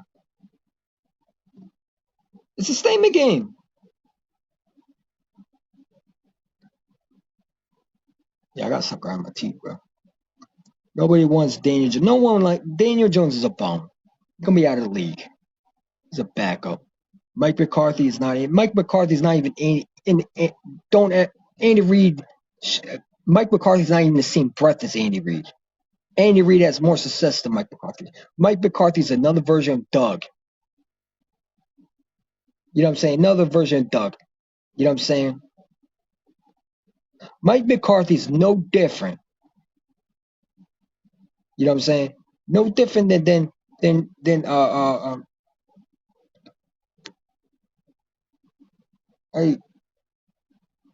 want to see what that got fired? Who want to see what got fired? There's another coach. Mike McCarthy's no different than any other one-hit wonder head coach. Who cares? He had Aaron Rodgers that was young, but if the Packers didn't think Mike McCarthy was a bad head coach, why did they get rid of him? And they brought another head coach who made Aaron Rodgers way better. If the Packers did not think Mike McCarthy was a bad head coach, why? If Mike McCarthy was such a good head coach, he would have had a job by now. He had to wait 2 years for the Cowboys to fire their head coach. Then he was on the market. Mike McCarthy wasn't going anywhere. No one was offering him a job. The only one offering him a job was the Dallas Cowboys because Jerry Jones feels salty about Dez Bryant not catching the football, which he didn't catch the football. Go back and watch the film. The ball hit the ground. I'm so tired of Cowboy fans saying that, bro. Dez Bryant did not catch the ball. I watched the game. The ball hit the ground. That's not a catch. Like, Cowboy fans would say Dez Bryant caught it. No, he didn't. Go watch the game again, bro. Dez Bryant did not have full possession on the football. That ball hit the ground, dummy. Like, my teachers kept on saying, Dez Bryant caught it. No, he didn't. No, he didn't. The ball hit the ground. Once the little bit part, it don't have to be all of it, but once the ball hit the ground, it's not a catch. And it didn't matter. And even if he did catch it, Aaron Rodgers would have won the game anyway. He was beating the Cowboys that were supposed to be favorites with, I believe, a one leg, and the other one was pretty much a sprained ankle, I believe, right? He had a sprained ankle, and he was beating the Cowboys. Aaron Rodgers wasn't even healthy. He was playing with an injured leg. I think ankle. He had a sprain or fracture, I believe. I don't know. Dez Bryant did not catch the ball. So when Cowboy fans keep on saying, "Oh no," because it brought me back, because so many Cowboy fans said he caught it. He did not. Y'all want to sit there and say he caught the ball. I watched the game. And when I thought he did it until I saw the replay. That ball hit the ground. It don't matter if he was able to recover after that. When a little bit of the piece hit that ground, it's not a catch. Dez did not catch that ball. And I'm so tired of people saying that shit, man. It brought me back because a lot of Cowboy fans in my school were saying, "Oh, but we got robbed." Okay, if Dez did catch the ball, you wouldn't have scored anyway. You probably would have threw a pick, or Aaron Rodgers would have won the game. He was beating y'all with an ankle injury. But, Cowboy fans want to focus on that. That's why they got Mike McCarthy, because Jerry Jones feels salty that he beat him, and he feels that, he should have won. Did Jerry Jones get Mike McCarthy to win? No. He got Mike McCarthy because he beat him. He beat him. And he thought that Dak was Aaron Rodgers, and Dak's not Aaron Rodgers. And Aaron Rodgers never used Mike McCarthy's play style. A lot of times, Aaron Rodgers ignored Mike McCarthy's play calling. Dak's not going to do that. Because Aaron Rodgers does not sit there and let Mike McCarthy control or dictate him. Aaron Rodgers goes for the win. Dak is not going to sit there and say, Mike McCarthy, no, we're not kicking a field goal. We're going back and we're winning that game. I don't care what you say. Who are you? Dak is going to listen to Mike McCarthy. Aaron Rodgers never did. Aaron Rodgers was always the guy that would call the plays himself. Mike McCarthy won because of Aaron Rodgers. And because they had a defense. You know what I'm saying? But Jerry Jones feels like Mike McCarthy hurt him because Dez supposedly ended when he didn't catch the football. Like I said, man, he didn't catch the football. I had Cowboy fans crying to me, told me, well, did you see the game? Yeah, I saw the game. Yeah, I saw the game. The ball hit the ground, man. It wasn't a full catch. I need people to stop saying that. It wasn't. It wasn't a full catch. It hit the ground a little part. A little bit don't matter. It's still not a catch. You have to have full possession, and it wouldn't matter anyway. If he did, let's say he did catch the football. They weren't stopping Aaron Rodgers anyway. Aaron Rodgers would have found a way to win. So, okay, he caught the football. Like, now everybody's saying it's a catch. Now it's confirmed it's a catch 4 years later. Like, who cares? You know what I'm saying? That's why they hired Mike McCarthy, because Jerry Jones lives in the past. Because he cannot get over the fact that Mike McCarthy and Aaron Rodgers, that was depleted, beat him. With a good offensive line with Tony Romo, and it came down to the catch. That wasn't a real reason, but that's what Cowboy fans say. That's the only reason why Jerry Jones hired him. And another puppet, the control. Not because he's a winner, not because he has winning records, because Aaron Rodgers won a Super Bowl with him. And Jerry Jones believes Aaron Rodgers, if McCarthy could do that with Aaron Rodgers, he could do with Dak. Too bad Mike McCarthy was fired because Aaron Rodgers ignored the hell out of his calls. And the Packers were horrible with Mike McCarthy. That Super Bowl year, they barely won those games, bro. And when they did, they struggled. Bro, the Packers were desperate. You know what I'm saying? For Aaron Rodgers to be good. If Aaron Rodgers wasn't in the game, Mike McCarthy couldn't win. Mike McCarthy has no conditions as a head coach. Except Jerry Jones wants to live off the past. Taco Charlton was drafted by the Cowboys. That's because Taco Charlton was Jerry Jones' pick. Yeah. And TJ Watt was in that draft.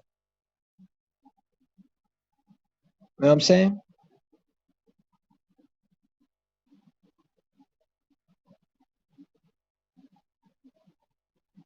Joe Judge says no coach. Joe Judge is a bum.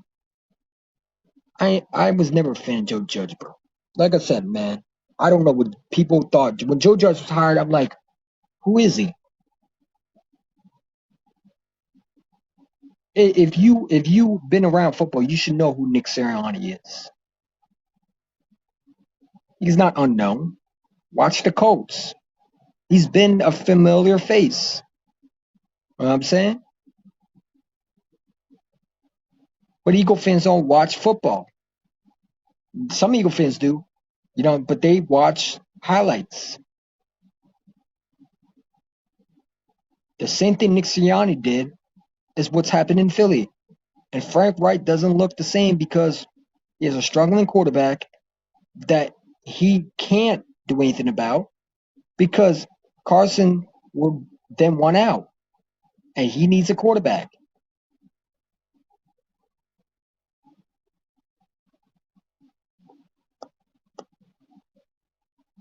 You know what I'm saying?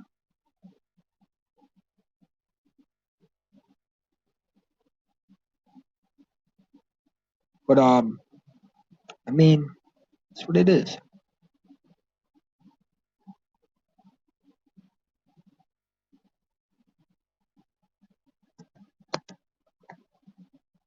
mean, like I said, man, I can't wait for the Sunday. I'm gonna go fly was fly and always hurt season.